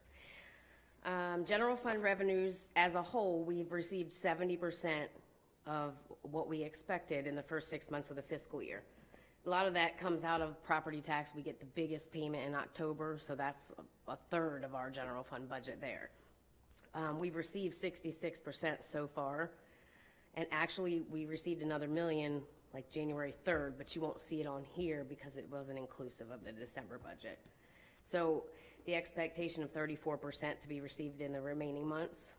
Another big ticket item in the general fund is the local income tax. We've received 57% thus far, with an additional 43% remaining. And just to give you an idea, the last half of last fiscal year, we received $320,000 in local income tax. I didn't want you to say, oh, we've only got 400 of 700,000, but the second half of the fiscal year, the expectation is in the $300,000 range.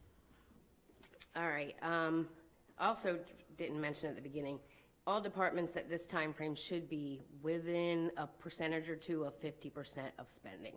I've highlighted a couple that are over, and just to give you an idea why they're over, so you know if you have any questions. The first one is the cemetery, which essentially each year we do try to budget this to the best of our ability. We try to base it on the previous year's spending and put some increases in if such is needed. But this one is at 59% spending at the moment. Will it be over at the end of the year? Possibly. This is one we usually do an amendment on every year.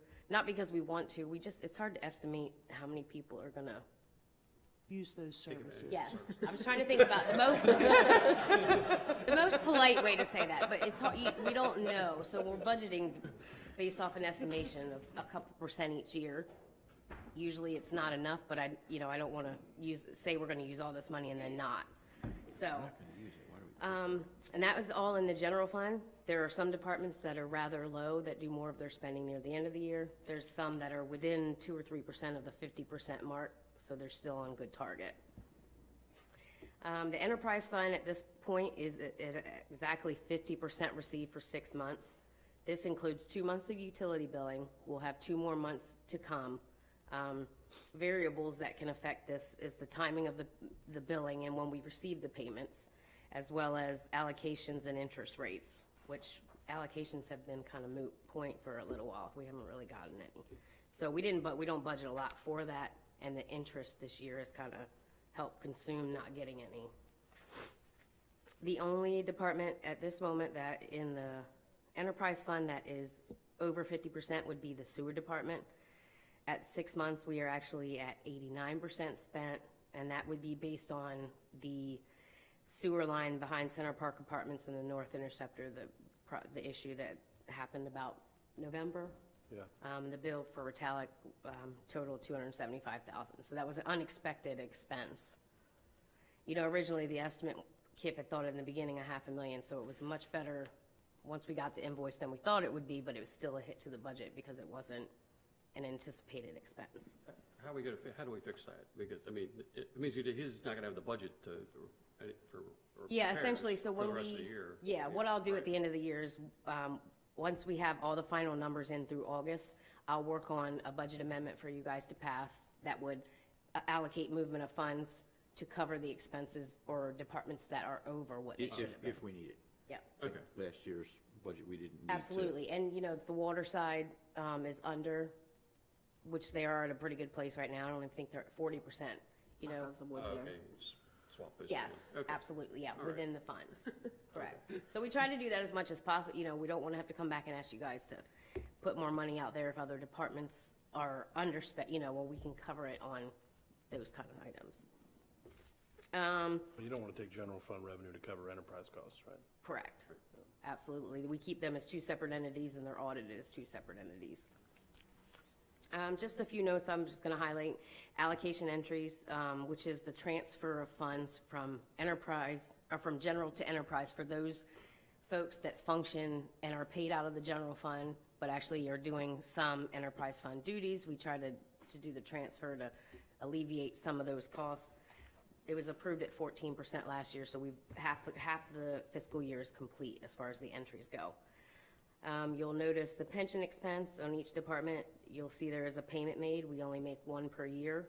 It's made in December, so there will be no other charges for pension for the fiscal year. And if you look in the enterprise fund, right now you'll notice the debt payments we haven't made yet because the interest payments are made the first half of the year. The second half includes the principal and interest. So you're not going to see them on here. They're essentially, because it's an enterprise fund, the interest payments go under expenses, but the actual principal payments have to be paid out of a liability account. So you're not going to see them on here, but I do put them on here so you can see that they are made. And that's all I had, unless you guys, after reviewing, had any questions for me. I noticed several places where the workers' comp is over the budget. What's the reason? So what for that? happens there is when we bring you the budget and we start working in these work sessions in March, a lot of times Crystal doesn't get the actual percentage until the budget's approved. So we're estimating based on previous years. There was a big increase this year, correct? Not this year, it was the previous year. 23, didn't we have oh, okay. With the work, yeah, so it's based on an High claim, right. or a claim that stays open for a long period of time. Yeah, okay. So we try to adjust as the best we can. The worst part is with that, with health insurance, with liability insurance, property insurance, we're trying to get all these numbers as specific as we can for you in the budget, but we'll always tell you that, you know, these could change. A lot of times we find out about these rates after we've already approved the budget. Oh, okay. So those are the things I try to keep track of, and at the end of the year would fall into a budget amendment if it was needed. Okay. Usually the overall department, as long as they're within their total budget, they're okay. Right, yeah, overall it looks pretty good. Okay. All right. Any other questions? I have a question for the town manager related to this. That's okay. Cemetery, we discussed when we were doing the budget last year, the need for some information about how other municipally owned cemeteries are run, to explore our options on the cemetery. Are we gonna have that information for the budget this year, or? I'm trying to. It's, Okay. there are 6 other municipalities, but I found one. Yeah. It's hard to find any of the data on it. It I'm really is. looking I've at- been Googling too.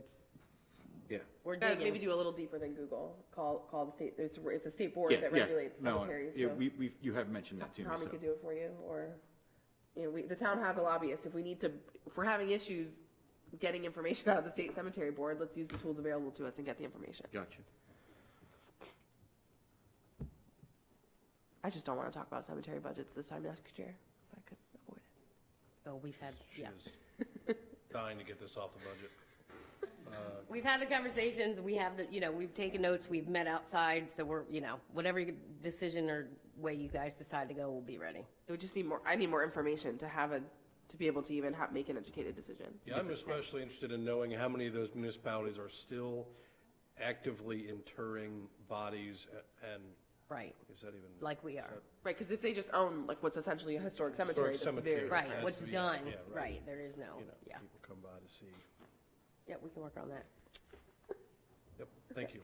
All right.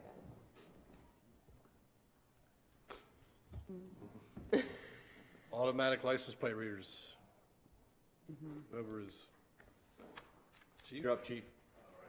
Well, can I? You are certainly leading Yes. the conversation. Okay, I mean, come on up, for sure, but, just want to level set. So at the last meeting of the council, the chief shared what I think he thought was good news, and I apologize for flipping it on its head a little bit, but that a grant had been secured for this technology. We've since learned that's not the case. It's a grant that the county is looking to secure and include the town of Centreville in, so it's not as done deal Yes. as it seemed 2 weeks ago. Yes. Start there. Would you like me to offer just a little bit of clarification? Not yet. So after, at first blush in the meeting, I was deeply concerned about the technology, did a little bit of research after. Used to represent a transportation entity as a lobbyist for a long time, asked them how they feel about it. Just did a lot of research and remain deeply concerned. I don't think you're going to change my mind. There are certainly plenty of other minds up here, but I do want to discuss the larger policy implications of when we apply for grants, broader conversation than this one right here. But I feel strongly that, yes, there are wonderful law enforcement uses and applications of this technology. Get it, got it. I'm someone who, fully believes that it would be better for, 10 guilty people to be free than one innocent one to be in jail. So I don't err on the side of what's great for the police is great for everybody. And so I think the potential misuses of this technology, the potential abuse of this technology, the potential threat to people's liberties outweigh any sort of positive law enforcement use. And from my perspective, I just want to be really clear that the adoption of something that is a potential threat to the civil liberties of the people in this town is a policy matter that comes before this council and not something that just because someone else is willing to buy it for us, we want to have it.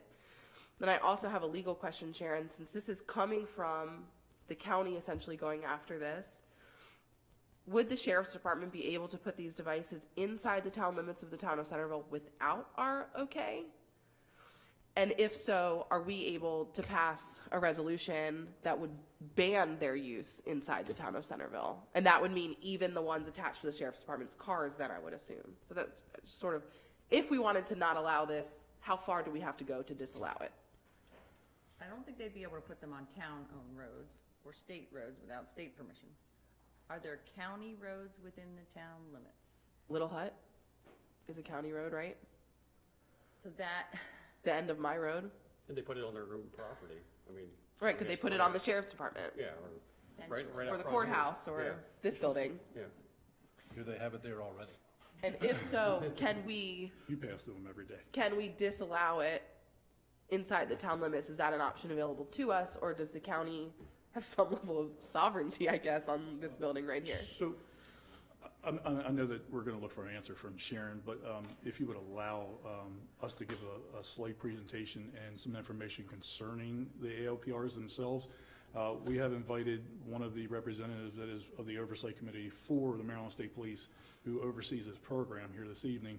He probably ultimately will be able to answer a majority of your questions, even probably some of the legal ones concerning this program. Ultimately, it was something we were looking to implement. It wasn't something we were just trying to shove down the citizens' throats. That was not the intent. No, I understand that. I don't mean, and listen, if you report to the town manager, the buck stops with him. Everything is his fault, right? If everybody reports to him, it's all his fault. It's your safety valve. Sharp object thing. But so, Talk about the dotted line. but I understand fully that these are everywhere, and I probably pass a bunch of them a day. That doesn't mean we have to have them here. No, Just because other absolutely. towns do stupid things doesn't mean we have to do the same stupid And things. that's why I said this is absolutely open for debate, and I'm more than willing to do that, and we should. because everybody's gonna have a different opinion, obviously, on this program. And because I can't speak as educatedly as this gentleman here, that's why he was invited, because I'm pretty sure he can answer the majority of the questions. Okay. Lieutenant Larimore is up here with us this evening simply because he would be the point of contact through our agency if this program were to be implemented. He's done a majority of the research for the Centreville Police Department, which is how we became in contact with this gentleman here, which I will introduce him shortly. Well, actually, I could just introduce him now and cut to the chase so we don't extend this meeting any longer.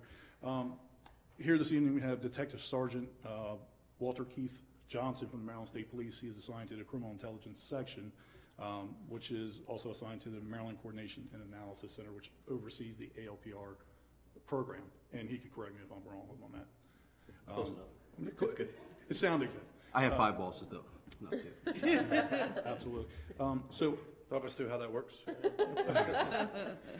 So ultimately, because we want to probably move forward with the getting some of these questions answered, I will turn this over to Sergeant Johnson, and hopefully, I think he's probably going to offer a presentation and be able to answer any of your questions.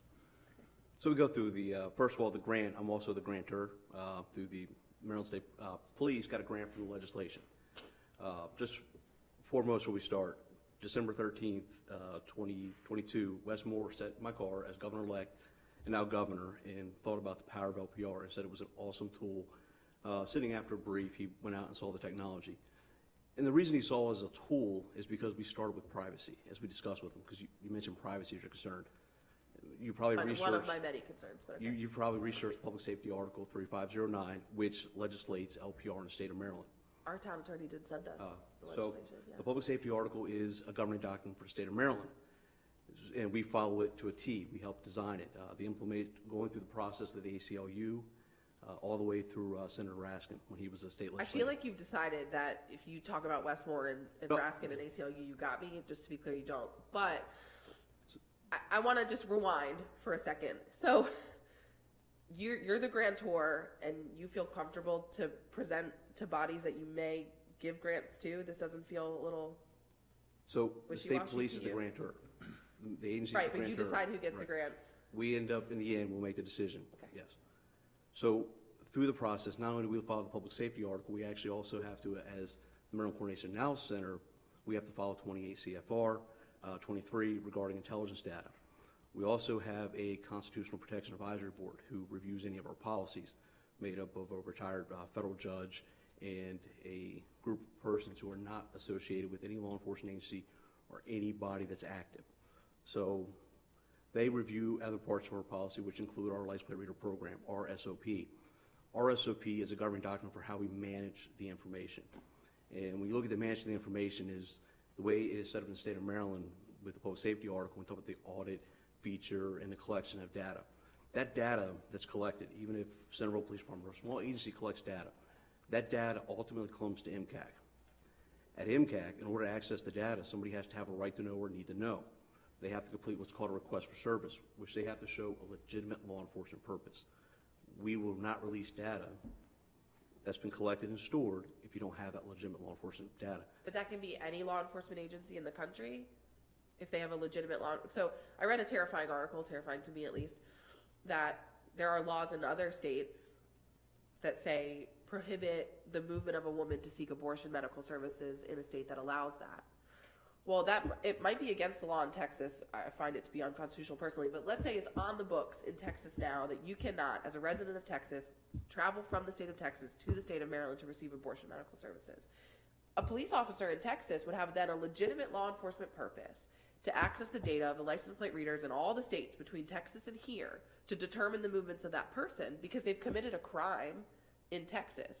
So they've got a legitimate law enforcement reason. Do we release that data? And if we don't, how do we not when they have a legitimate law enforcement purpose? We would refer to our laws. And if it's a law that's not associated, so you have that situation right there. At that point, it's going to be an initial denial of information. If the advisory commission who reviews it says that's permittable, it could be. I highly doubt that would be because it's still a contested law. We will always err on the privacy side of citizens. So we're talking about using it for homicides, using it for rapes, missing persons, Amber Alerts is what the data is done for. On the Eastern Shore, we typically see it for theft of property, tracking the suspect, armed robberies, ATM robberies, which hit a couple years ago. That's what the data is used for. So then how fast, if there's a board and a whole bunch of things that govern the use of the data, how fast, like if we have someone hits the ATM here in town and the chief needs that data, how fast can he get it? That data, because that's a traditional crime in Maryland that we would recognize as a crime, it would typically take throughout the state. He would submit a request for service reviewed by, we have what's called a watch. If it's 24/7, they're there 24/7. They review it. They look for, is there a law enforcement purpose? Did you submit a case number? Do we know you? If you submit it from a Yahoo email, we're going to look at it. So we have to verify the requester, and then we make the query of data, and we send them back the data. Typically, in a case for ATMs would be less than 24 hours. For a case like a homicide, you're going to get an immediate response within 30 minutes. So there's no possible way where a Centreville town police officer could access data from the cameras here in town without going through that system. So like a police officer couldn't decide, hey, I want to know where my girlfriend was today. I'm gonna pull her plate. If they would like to do that, they can be subject to I understand jail that time. it's felony or whatever it is, but it's a misdemeanor offense. well, it probably should be a felony. It probably but would be with other assets. So how could there's no way for them to access it without inventing a law enforcement purpose and going through your system? For what would be considered historical data, yes. Now, if they have LPRs on their vehicle and they scan a car, they would see it. Especially if it was wanted or something like that, they would see it. Now, that historical data that we capture, without that process, they can't get into it. The only people who can get into it are the ones that have been screened by Maryland Courts and Analysis Center, MCAC. We have right now 50 persons who either have a top secret or secret clearance, who have gone through a FBI background, gone through a state police background, who have access to the system. So back to my medical care example. If the state of Texas puts a warrant out for the arrest of a person and attaches their tag number to that warrant as, law enforcement information, and the chief's got this thing on his car and he sees that tag, it doesn't go through you then for us to assist Texas. If they had a warrant, no. If they had That's a warrant, because that's my real if they had concern a is that warrant- other states could have all sorts of warrants on people If that they- we're going to then consider answering that warrant a legitimate law enforcement purpose. It doesn't really come to you as this is an abortion care crime. It comes to you as a warrant for someone's arrest, and you are going to release that data. that warrant would have to be entered in CIC. If that was entered in CIC, it could potentially pop up as a regardless warrant. of what it was for. And then if that agency in Texas said we have a warrant for their arrest, or the chief's car scans that tag and catches it, in a practical purposes, we could assist in the arrest of a person here to seek medical care because of this technology. If the warrant is entered in CIC, yes. Okay. And they're willing to extradite. Well, I got a feeling the Texas government right now is willing to extradite for that purpose. And I had my ICE concerns last time, and the chief was a little bit flippant in his response that you'd have to have 500 illegal immigrants for ICE to care. I don't want us, and I know it's not up to me, but I don't want us to coordinate with ICE at all. So for me, that doesn't really help, right? Can I back up for a second on something you had brought up and that you mentioned? You said it had to be Maryland law that the particular person broke. If a warrant is in ICIC, whatever. That's the acronym National you said, Instant Crime Check. If there's a warrant there, it doesn't specify what law the warrant it would say it's is a warrant. for. We would see it as a Texas warrant. The officer, in order to make interdict, at that point, in order to stop the vehicle for that, they would at that point have to be able to, the way we teach them for a warrant is you got to have a reason to stop the car because you're still going to have 4th and 14th Okay, but come on.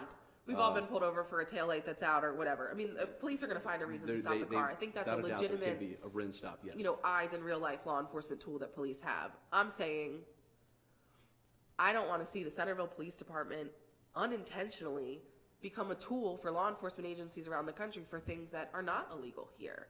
And so I understand that you guys are probably thinking, okay, but we could help 2 Amber Alerts and 10 armed robberies and a couple of, ATM hits before this ever is an issue. And maybe it never is an issue. It's not like we have a Planned Parenthood here in town, right? Like maybe it's never an issue. But to me, the possibility of this scenario outweighs any legitimate law enforcement use of this technology. And it sounds like the fixed base APRs are safer for your concerns than the mobile ones. Right, because nobody's reading them real time, correct? Because the data goes straight to a data warehouse and is not viewable in real time by anybody. So if that's true. A fixed site is what we would consider if you have access to review the alarms. So if there was a warrant and it went past the fixed site and they had access now, right now, That would pop in the Centerville Police Department. if they were looking at the system at the time, yes, an alarm could generate. As a policy, as an agency, you have the ability to disable certain alarms. You have that right. You can break it all the way down to class of alarms. MCAC, because you mentioned with ICE, we refuse to do any what we consider bulk downloads. So we don't give them data. We're not sharing that data with those agencies. We don't share data with any federal agency, just saying, here's our data, here's what we collected. Right, but if they're looking for a specific person, they can, for a legitimate law enforcement purpose, they can ask you for the data on a specific tag. Yes. The county police, county sheriff, does not have these on their vehicles right now? No, in this area, the connected to MCAC, the closest ones you have belong to the Maryland Transportation Authority, and then my vehicle, but I don't come to Centreville very often. So the general police barrack, state police barracks, They cruisers? do not have one now, no. Okay. They have in the past. They have in the past, but So we also house both courthouses. So if you ride through the court, on almost any given day, you can ride through and see transportation sitting there with tag readers on the vehicle. If you've been to Walmart in Denton, if you've been across the Bay Bridge, you can't even access Ocean City without going through a tag reader. Oh, totally understand that. There's a lot of pluses to the mobile tag reader as opposed to the stationary tag reader. If we disallowed the tag readers in town, and you're driving here to have this wonderful conversation with us, do you have to disable it? Are we able to, as an incorporated town, say How do you you do can't it? use these in the 2 3/4 square miles that is Centerville?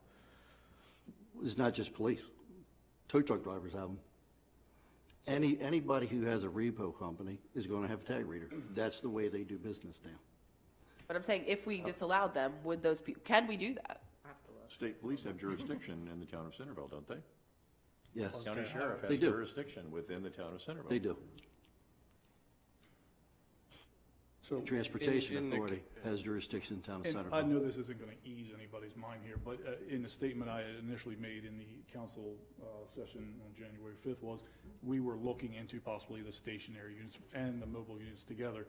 I would like to amend that because upon further research and consultation, we are not looking for any stationary units within the town. We're only looking for possibly mobile Mobile units on the units. vehicles. If you would, if you think about it, if you put yourself in air shoes, you're stopping a vehicle, you're going to want to know if that vehicle's wanted, if it's stolen, if the registered owner of that vehicle's wanted.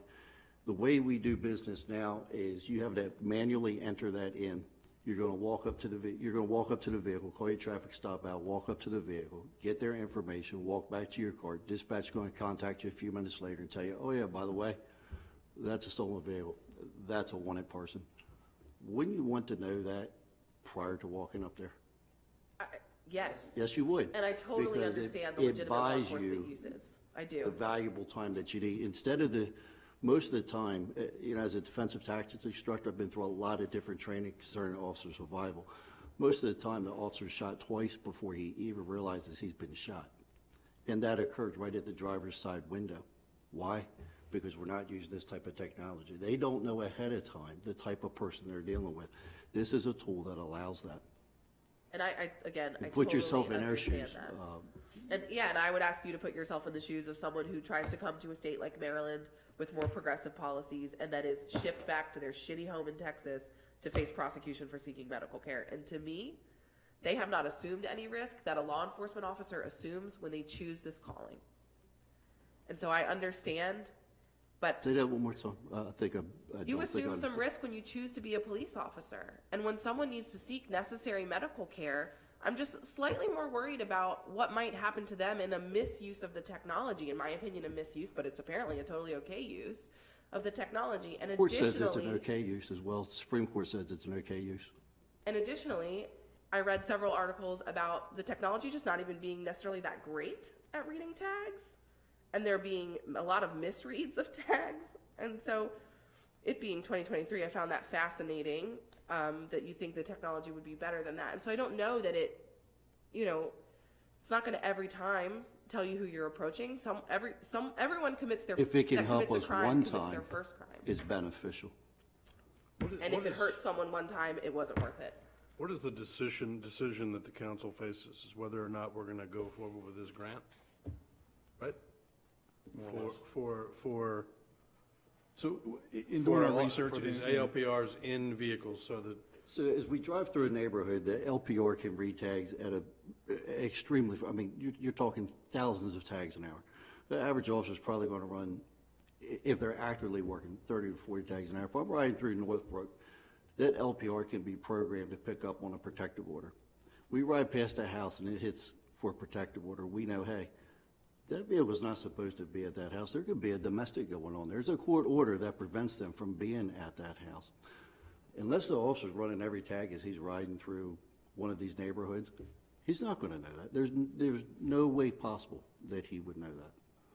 So the police department will set a policy on what level of And the state has set policy. reads will alert the officer. So ultimately, the state. Won't be everything. Right, so, right. So the state has a right. policy already in effect, and we will mimic that policy in order to. Okay. Is there a way for the town to have a policy that limits the use of APR so that it can satisfy your concerns, but not export data to the state database? So we wind up importing information, but not exporting information. You would have the chief would at that point have a responsibility to do an annual report to legislation. Right. It's possible, though, is what you're saying. Well, you can have an independent system, yes, that does not connect to MCAC, and you fully support it on your own, without a doubt. The system's Work for Officer Larimore in the case where he's driving through a neighborhood where his APR would get an input on data, but wouldn't necessarily export to your database all the cars on that street. Now, would your database report to our database on a private server? You would be able, you would never have access to our data. Exactly. So we could have stolen cars coming through and our LPRs would never register. You could have. So the way it works, the way you get data from the LPR systems, we have core files which come from the federal side, which would be the NCIC, which would be that warrant from out of state, local warrants through Maryland, and then through the motor vehicle administrations for suspended drivers, uninsured drivers, high-risk drivers. So we don't deal with anything, expired tags or anything. It's just, it's not worth it. But uninsured drivers you do, so it's not even just. Right, an uninsured driver, yes. There are more serious traffic offenses, even arrestable. So vote, suspended registrations, things of that nature. Is there a way that it's only turned on? Officer Larimore is about to pull someone over. He can turn it on to get that quick read on the tag, so he doesn't have to wait for dispatch. But it's not just always running. You have the ability to turn it on and off. To just use it when you're already pulling someone over for another legitimate law enforcement that would purpose. Good point. Like body cams, you turn them on and off. Yeah. How is it a moot point So- if he's saying that one of his biggest concerns is who he's approaching at the window? If he Because it turns takes it on time. and it says it's a stolen car. Because it takes time, you have to load up the system, and by the time that happens. So no. the answer is no. That in theory would not work. Let me ask this, I think this might apply to both things. When you pull somebody over for speeding, there's a level of discretion allowed if you're going to give a warning or a ticket, correct? Yes. Is there a way to see if there's a warrant pops up, for the sake of discussion, Texas, that you can ascertain what that warrant is for? Well, that's the purpose. It's, once we get this data or information, it is our job to investigate it, to find out what it entails. So if you pull somebody Investigate over, out-of-state warrants. You don't just act on them. No, we have to look to see what they're for. We have to actually call that agency to verify that the warrant is still active before we act on it. And they So send we have to someone- verify that that person is actually, in fact, who the warrant is for. So if we get a warrant, say, wherever, Montgomery County, let's just say, it comes back with a warrant, we're on a traffic stop and we get a hit for a warrant. They'll say, yeah, there's a warrant for this person. We'll say verify. They physically send someone to the police department, go through the file, put their file in hand and say, yes, it's verified, before arrest is ever made. can you determine what that warrant is for? They will tell you. They'll tell you then. So you pull. At that point, do You- you then use the you're expecting discretion our where police just to it's not a decide. violation of That makes Maryland No, law? I'm saying, Well, you they'll- could, they you will could, tell you, what I'm saying actually is that if you have specific concerns, if say, their warrant is for a crime that is in Texas, but is not a crime in Maryland, You're supposing that our police officers know what's a crime where. I mean, let's just be practical about Yeah, what's real in the world too. So here's my thing: you pull someone over, this system's on.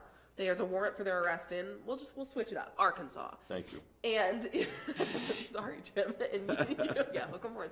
You call the Little Rock PD and say, is this an active warrant? And they say yes. The other Then thing- what do you add? What's next? Well, so the other thing you have to do is you have to verify whether they're willing to extradite this person. back Okay, to and the they say, state. yes, we are totally coming to get her. Then they're under arrest. They're going to jail. Right. Exactly. Regardless of what the crime is for. It doesn't matter Because because they they haven't- Our violated discretion the ends law. there is the point, Chip. We Okay, can't okay, decide. okay. But I was that just would asking- happen with or without a license plate reader. If they pull over somebody. and they That's find a true. warrant. It's not up Yeah. They to, only pulled them over because of the warrant in this case. Well, so Well, that you they're would- pulling them over for some other reason. They're checking. I want to sort of, They're checking against the database. Exactly. Right. I think we're getting into some deeply sort of philosophical civil liberties discussions here that Officer Larimore clarifies, the Supreme Court has ruled. I believe we have that decision, or I've got a link to that decision as well. I mean, I think, this is the sort of there's no expectation of privacy really anywhere. It's just the society that we live in. My opinion on this is I think it is abhorrent that if a woman is seeking medical care out of state, the potential exists that she is extradited to that state for arrest. But my broader concern in this question is, how many of these things has she driven through on the way here to get? I mean, sounds like plenty. So I feel almost like the cat is way, way, way, way, way, way, way out of the bag on this. And at this point now, it's a tool that, has more benefits than potential pratfalls because it's in so many locations otherwise. And it's sort of I see what you're saying. I think we could talk about this sort of all night. I think we owe it to ourselves to just say, who is comfortable moving forward with this? I am comfortable with moving forward with it. I'm uncomfortable with some of the conditions we've talked about tonight that would seem to disempower the police department to not use it to its full effectiveness. If we're going to give it to you, let you use it. That's just, kind of where I am. And I'm sure there are, I was not aware that this existed until I watched the January 5th meeting on QAC TV, and the chief said these things are kind of everywhere, and I'm like, oh, I'm glad I'm not a criminal, I guess. I'm glad my truck's not stolen. But if it was, maybe we bring it back. I guess there are probably many things the police department have access to that I don't know about that I would think are a violation of my privacy. And sitting here now knowing about one of them, I think is kind of a slim read to say, like, this is the one I'm going to fall on my sword about, because I know about it now. And unless I'm going to sit here and say, I want a full civil liberties audit from the Centreville Police Department, I think this is a little selective. So I'm okay with moving forward with the grant. That's one person. If we have 3 people here that are willing to go forward, we do have a 5th member of the council who's not here tonight. We could wait to vote. Whatever folks want to do, but sounds like you're a no. I'm a hard no, and I do just want to say that several civil liberties organizations, justice organizations, Planned Parenthood have issued cautions to governments about enacting this technology, and just because someone would have to have driven through many of them, I want to believe that the town of Centreville can do the right thing in spite of what others might do.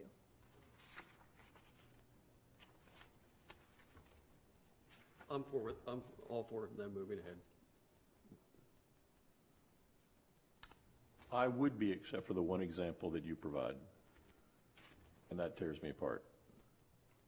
And I don't know which side of the fence to come down on right now.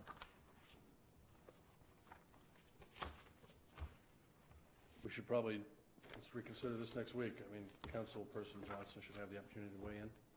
I appreciate your time. I appreciate what y'all do. The expectation of when he returns for the next meeting, would you like?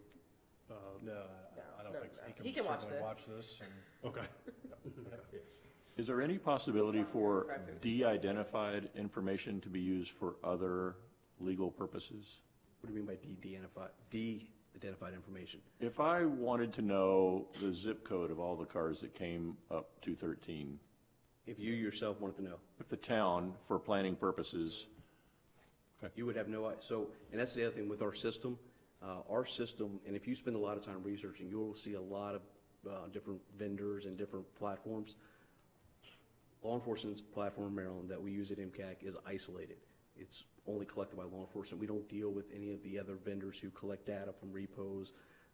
We find that through the advisory commission, my own reading of the public safety article, that's a violation.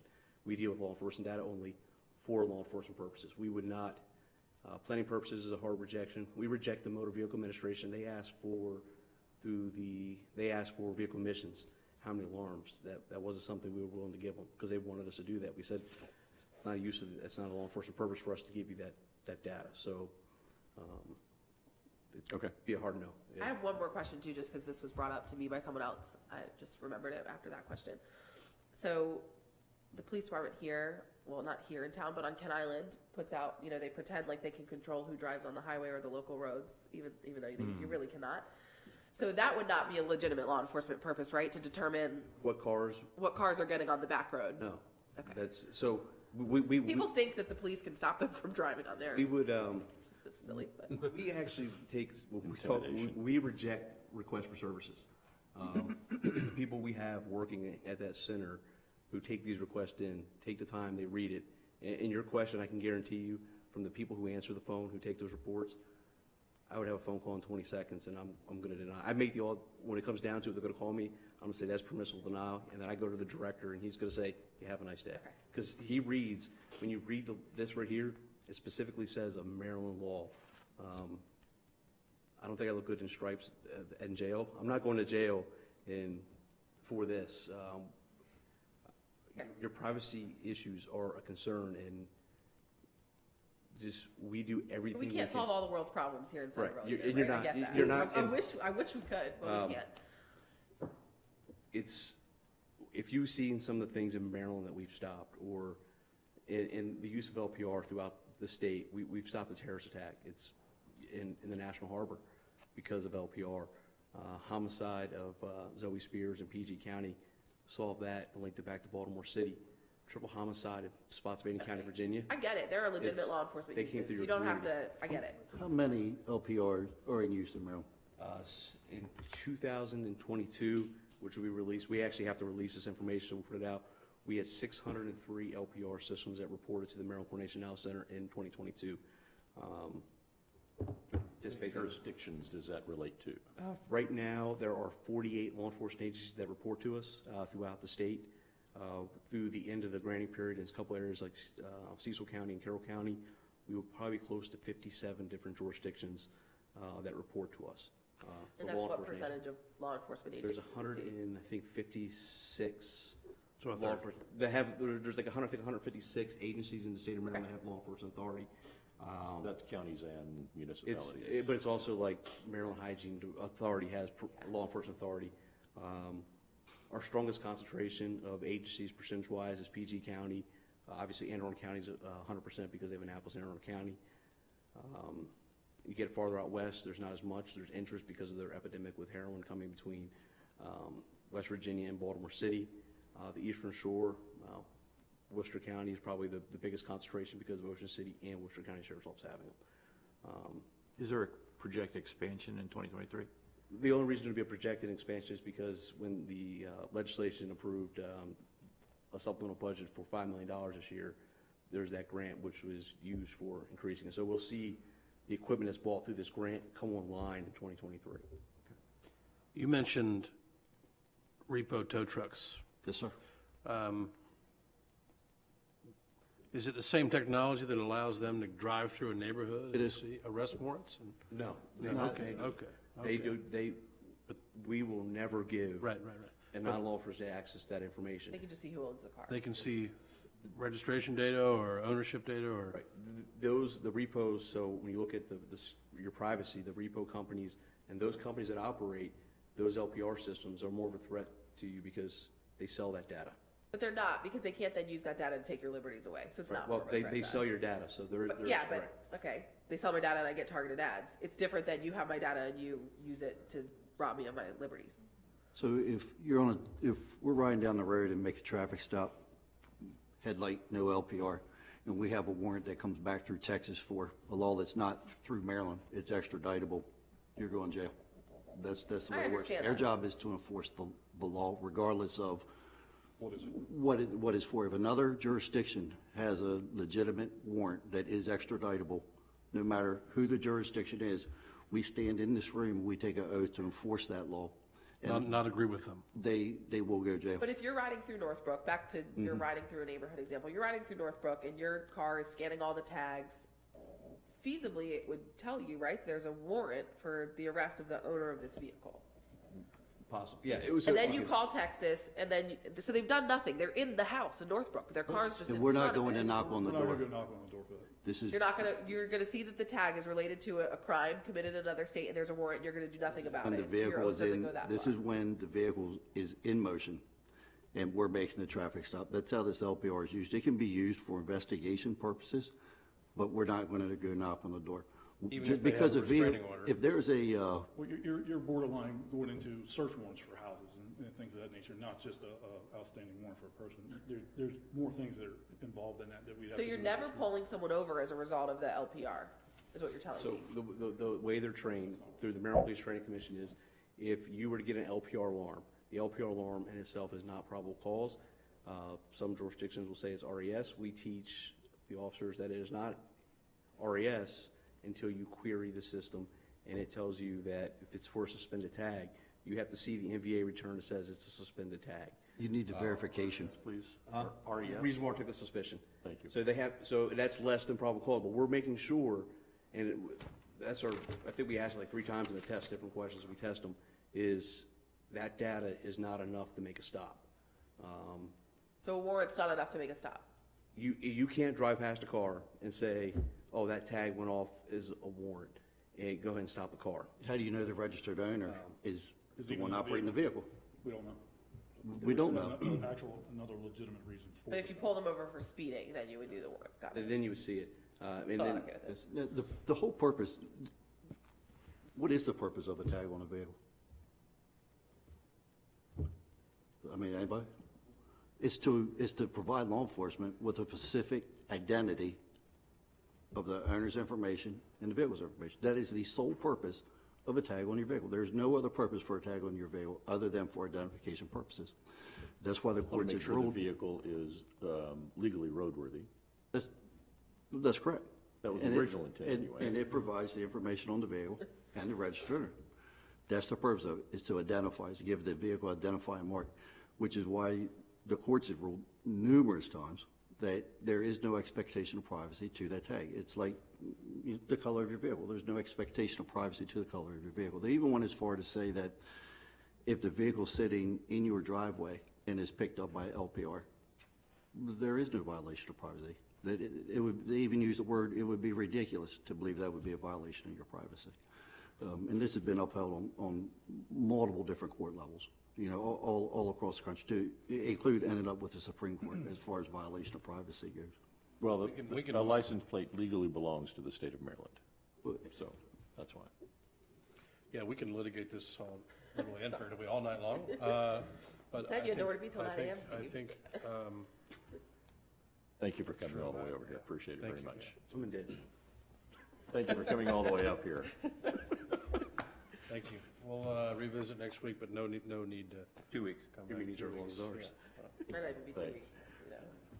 And you said you don't look good in stripes. You got stripes on, you look good. Well, I mean, the other ones. Do we, The wide once it ones, goes- the black and white ones. it's the orange, I it's got you. really bad. They are, yeah. Thank you guys very much. All right, we'll move quickly into rules of council. I think this probably involves a longer discussion than we want to have at 9:30. Let's defer that to Actually, next time. Actually, I was going to propose that you two work on it and come to us with a suggested Okay. policy. Right, Okay. yeah, you're the president, vice president, and typically a legislation, beginning of the legislative session, you would elect the presiding officer, and they would provide the rules. So we would all adopt a rules package, but Right. we can do that. Well, you know what the rules are, I don't, so, yeah. Well, that's the problem. None of us knows. And we can decide if, what changes to make. We like your rules. Right, yeah. All right, wonderful. That is wonderful news. We'll move into correspondence. If I were mayor, You have a flyer in your packet. Wonderful, wonderful. Fourth graders, if you're out there, you should be in bed, but if I were mayor. If you were mayor, you would not be in bed right now. You'd be at this riveting meeting. Sorry. If I were mayor, we would be done by now. Looks like they're looking for volunteers to go to the classroom if necessary, so. I used to character counts coach at Kennard. I'm happy if we want to do this to head on into Kennard with this flyer. We haven't done this, I think, since my very first year working here. Because I actually went then I think it was that very first year. We've never done it since then, so. My kids are at Kennard, they're in the third grade, but. I think the fourth grade teachers would love this. I'm Yeah, happy next to. year. I'll coordinate with the principal. Okay, awesome. And I don't know, I have to double check. I think we, as a town, need to register to say that we are going to do it, so I can obviously take care of that part. All right. While I was on MML board, this was a very widely accepted thing and very highly regarded. Right. I actually think one or two fourth graders from Churchill was chosen last year, I think. Cool. Well, Centreville didn't do it, so we couldn't, Well. yeah. But if we did. Yes. Are you saying wait until next year when my kids are in fourth grade?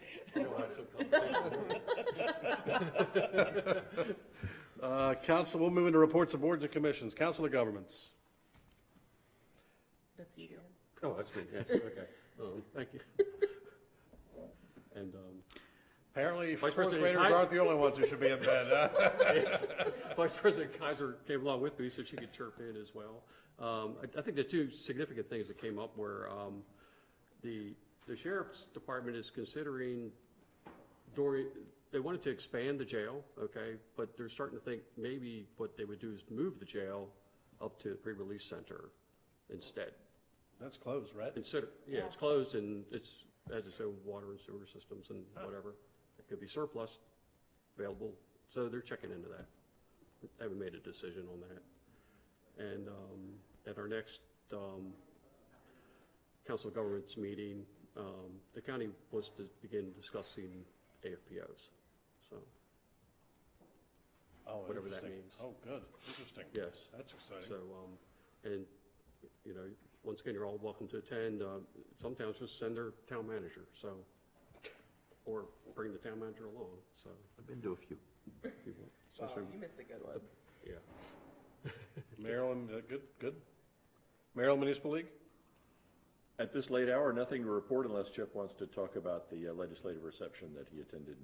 It was interesting. I met a few people, but largely it was overcrowded, overly loud, and It's a madhouse, isn't it? yes. Hold on, it's the first day back from summer camp. You can't get lots I got a done. free beer out of it. That's about it. Economic Development, Councilperson Johnson's not here. Park Advisory Board. I have nothing.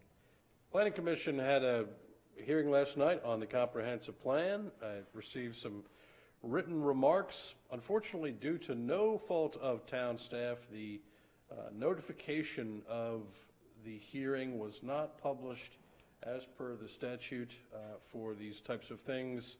And so it didn't count. The hearing didn't count. And so there'll be another one. And I think the town staff did a nice job of getting the Krista Kubiak put together a nice executive summary of the plan.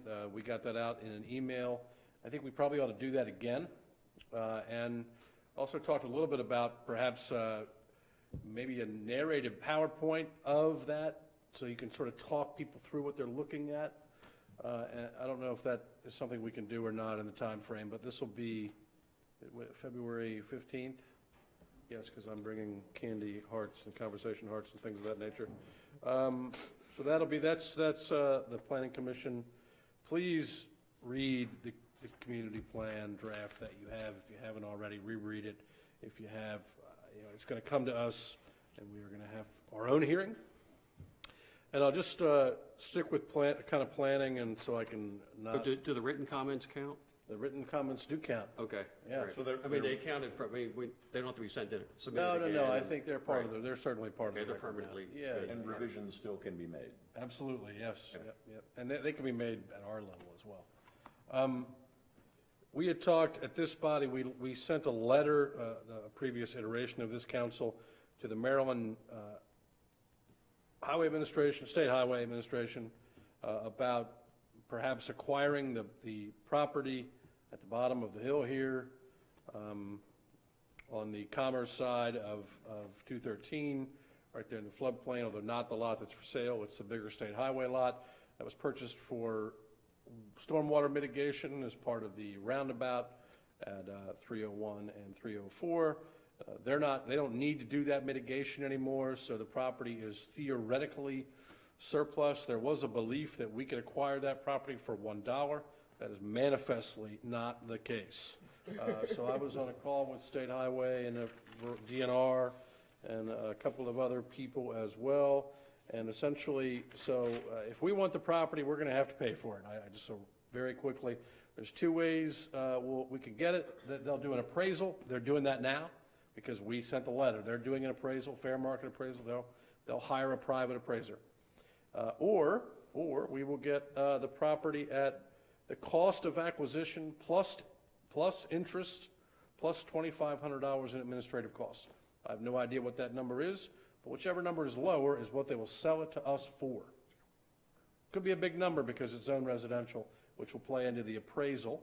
But the key piece I took away from this is State Highway does not want to sell it to anyone else.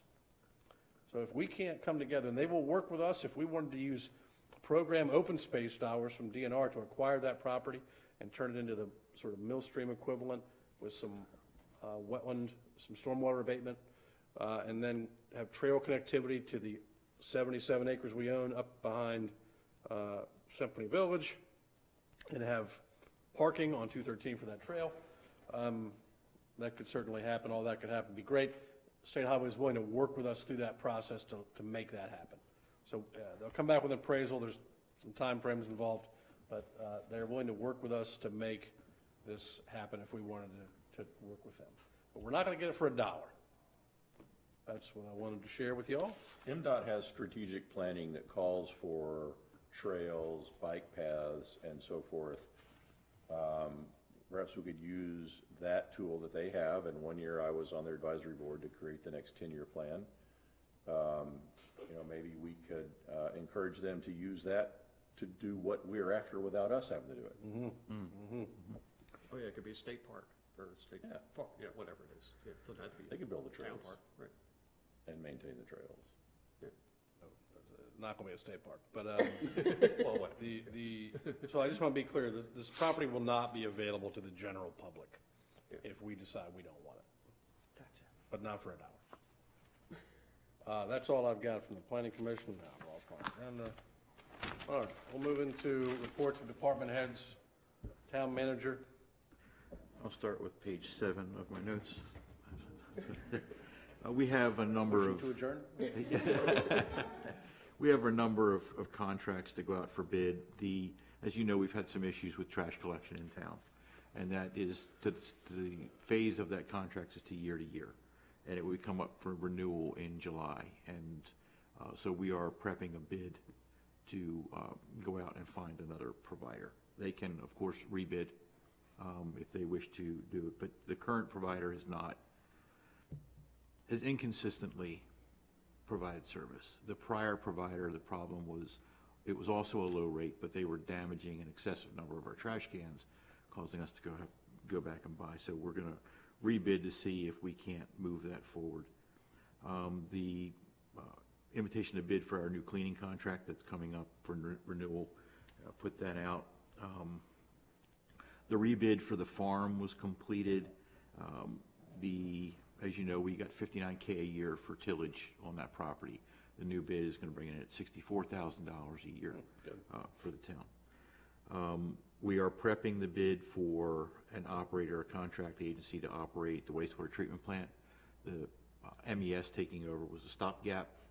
They've been doing a decent job, but need to find that longer-term solution until we get to either a solution for our plant or the ability to maintain our own staff. We're also prepping the bid from the budget for the PER for our water treatment side, our drinking water side of our water, wastewater, and town water supply. And lastly, prepping a bid for the maintenance of our water towers.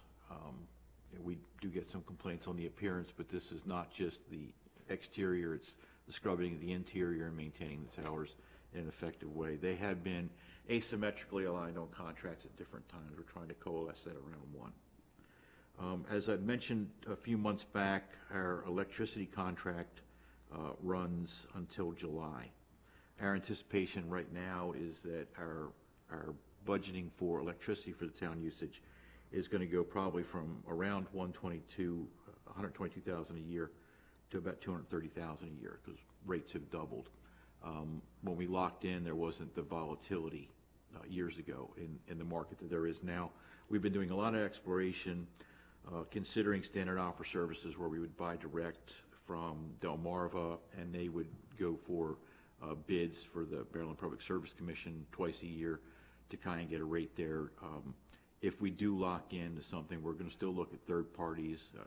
Talk to Tommy about some folks that he knows, and we've met with others that we are.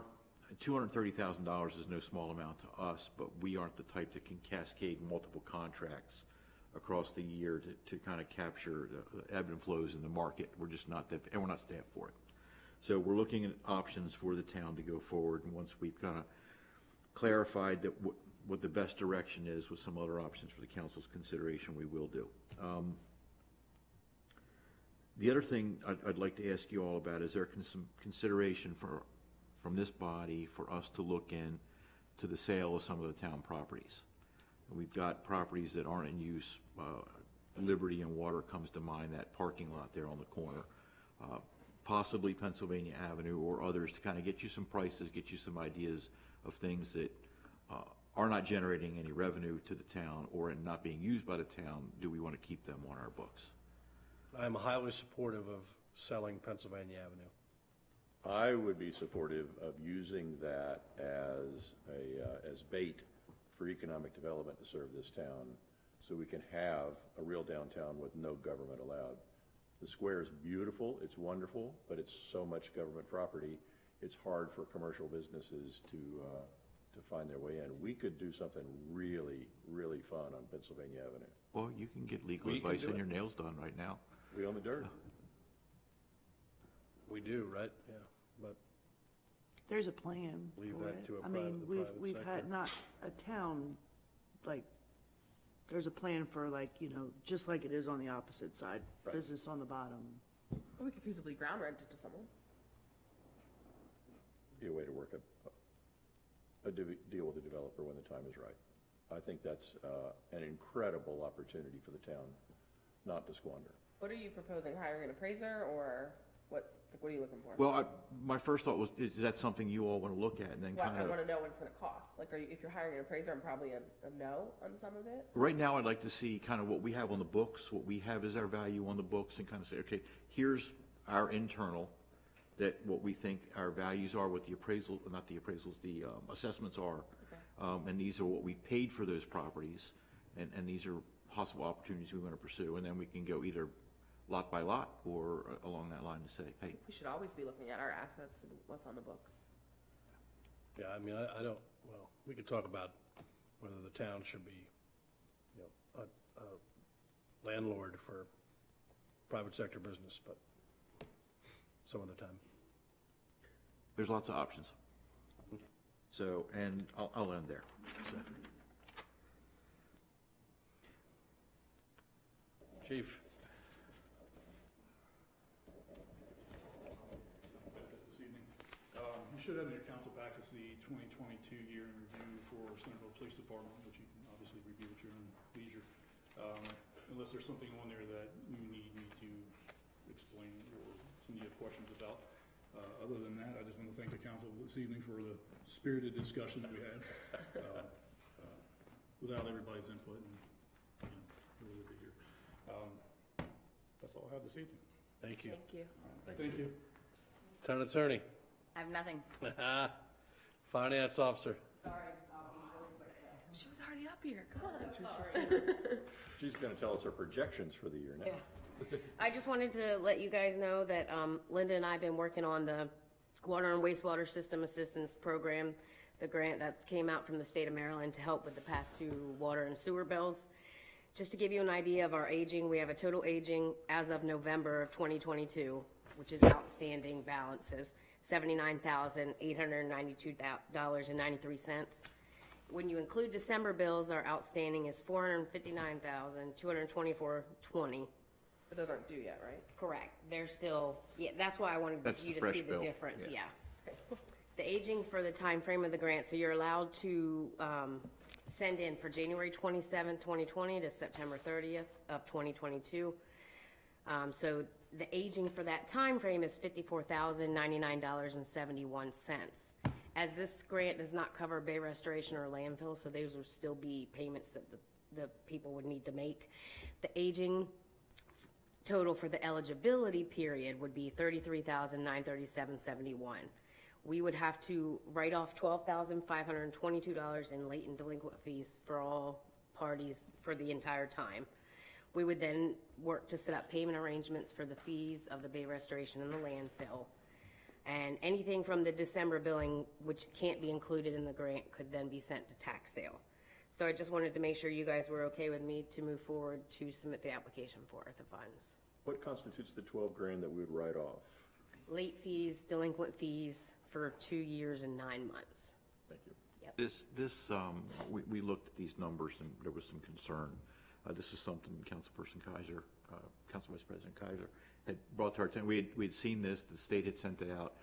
She had brought it to our attention as well and said, hey, we look into this because there's money that people were in arrears. Now, based on our experience with the folks who bought the pump station over off of Cypress and what we went through with that, I wasn't real keen to go to tax sale with some of these liabilities because these are folks that, for whatever reason, couldn't pay, and some of them, that I didn't want them getting a shaft, but I also wanted to try and recoup the money for the town.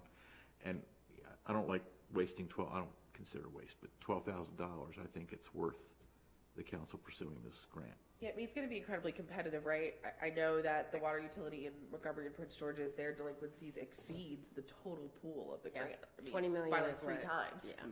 So, I think we should do it. I think so too. I think, Me too. yeah, now before the end of the month, I don't want to get to the end of it. We'll get it. And everybody else is submitted. We'll get it submitted next week. Cool. By Thanks. consensus. Human Resources Manager. Town Clerk. Oh, I forgot Kemp. Director of Public Works. Oh, man. Nothing personal. Remember, I didn't drag the meeting on, and I'm trying not to here. It's my fault. Okay, 2 quick things for you.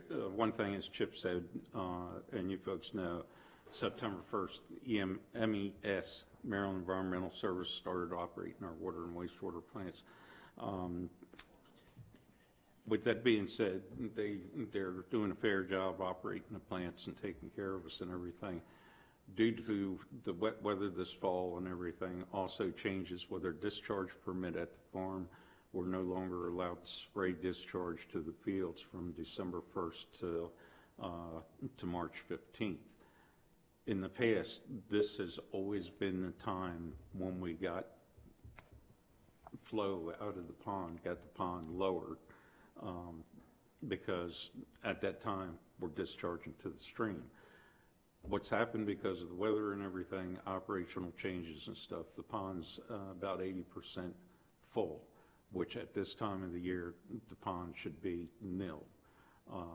With that being said, MES is working with the Department of Environment. We're trying to see if we cannot feed what's in that plant back through the wastewater treatment plant at a slower pace and blend it with our discharge. That's one of the options. That's not a violation, however, they still have to approve it. Other than that, when we start discharging to that pond, come April 1st when we have to.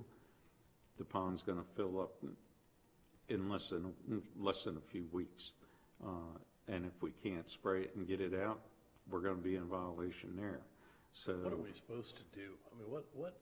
That's what we're gonna try and do with the reverse pump.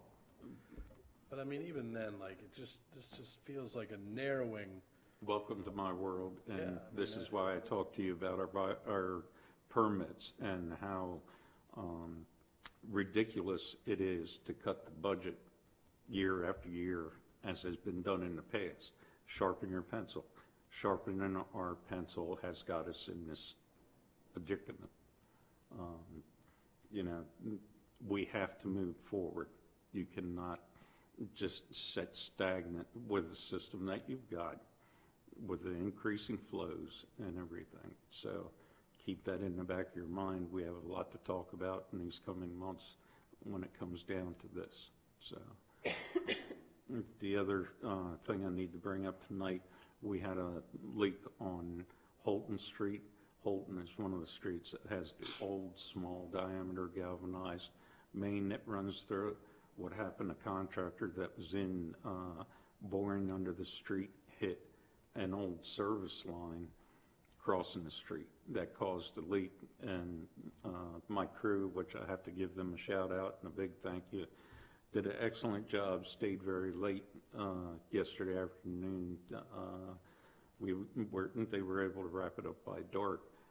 The reason that this got struck was because it was not marked, because nobody knew it was there, and there was no possible way to mark it with Miss Utility. Therefore, the company's not liable for it, so we can't recoup the cost. This goes back to the issue of how old your infrastructure is, and it's old galvanized lines.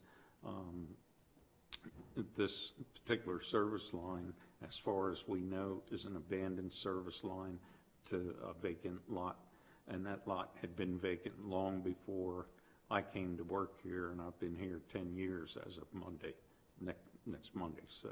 Well, congrats on that. But wait, there's more.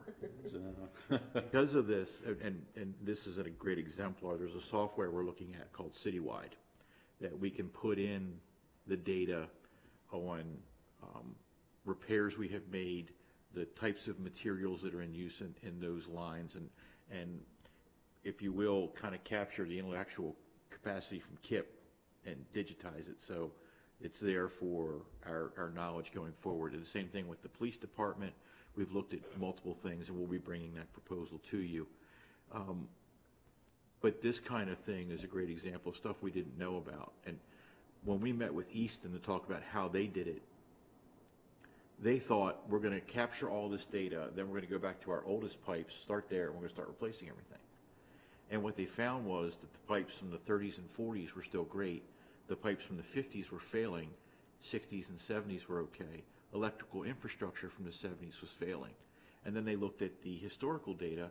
The pipes that they installed in the 50s were used subpar steel post-war, and that was where they were getting failure. The electrical infrastructure that was failing was during the oil embargo of the 70s, when the casings and the electrical were using subpar stuff. So kind of meshed all that together where we could capture all this data to say, how do we best attack the infrastructure of the town from a repair perspective? How do we codify or capture all that data that a lot of it Kip knows or Mike Whitehill knows, but once they're not doing anymore, that stuff is lost in the sands of time. So it's a way to kind of capture some of this, so we'll bring that forward to you. Yep. So, that's all I've got. Thank you. Thank you. Town clerk? Does anyone have anything for the council round? Oh, I'm sorry, is there any public comment? Just, should we return to the tabled issue that we tabled till later this evening? Sure. The compression. I just, that's what we did. So I'll make a motion to approve the requested salary adjustments in the amount of $9,254 as indicated in the findings, with the expectation that we're going to change the grades at the next possible opportunity. Second? I'll second. I was wondering if you did second or. I don't know how to second. I don't know what I'm doing anymore. Been here for 4 hours. All those in favor? Aye. Aye. Opposed? Okay, are we going to have any council rep? Does anybody have anything to say? Is there a motion to adjourn? So moved. Second. Thank you all for your patience. Sand of time indeed.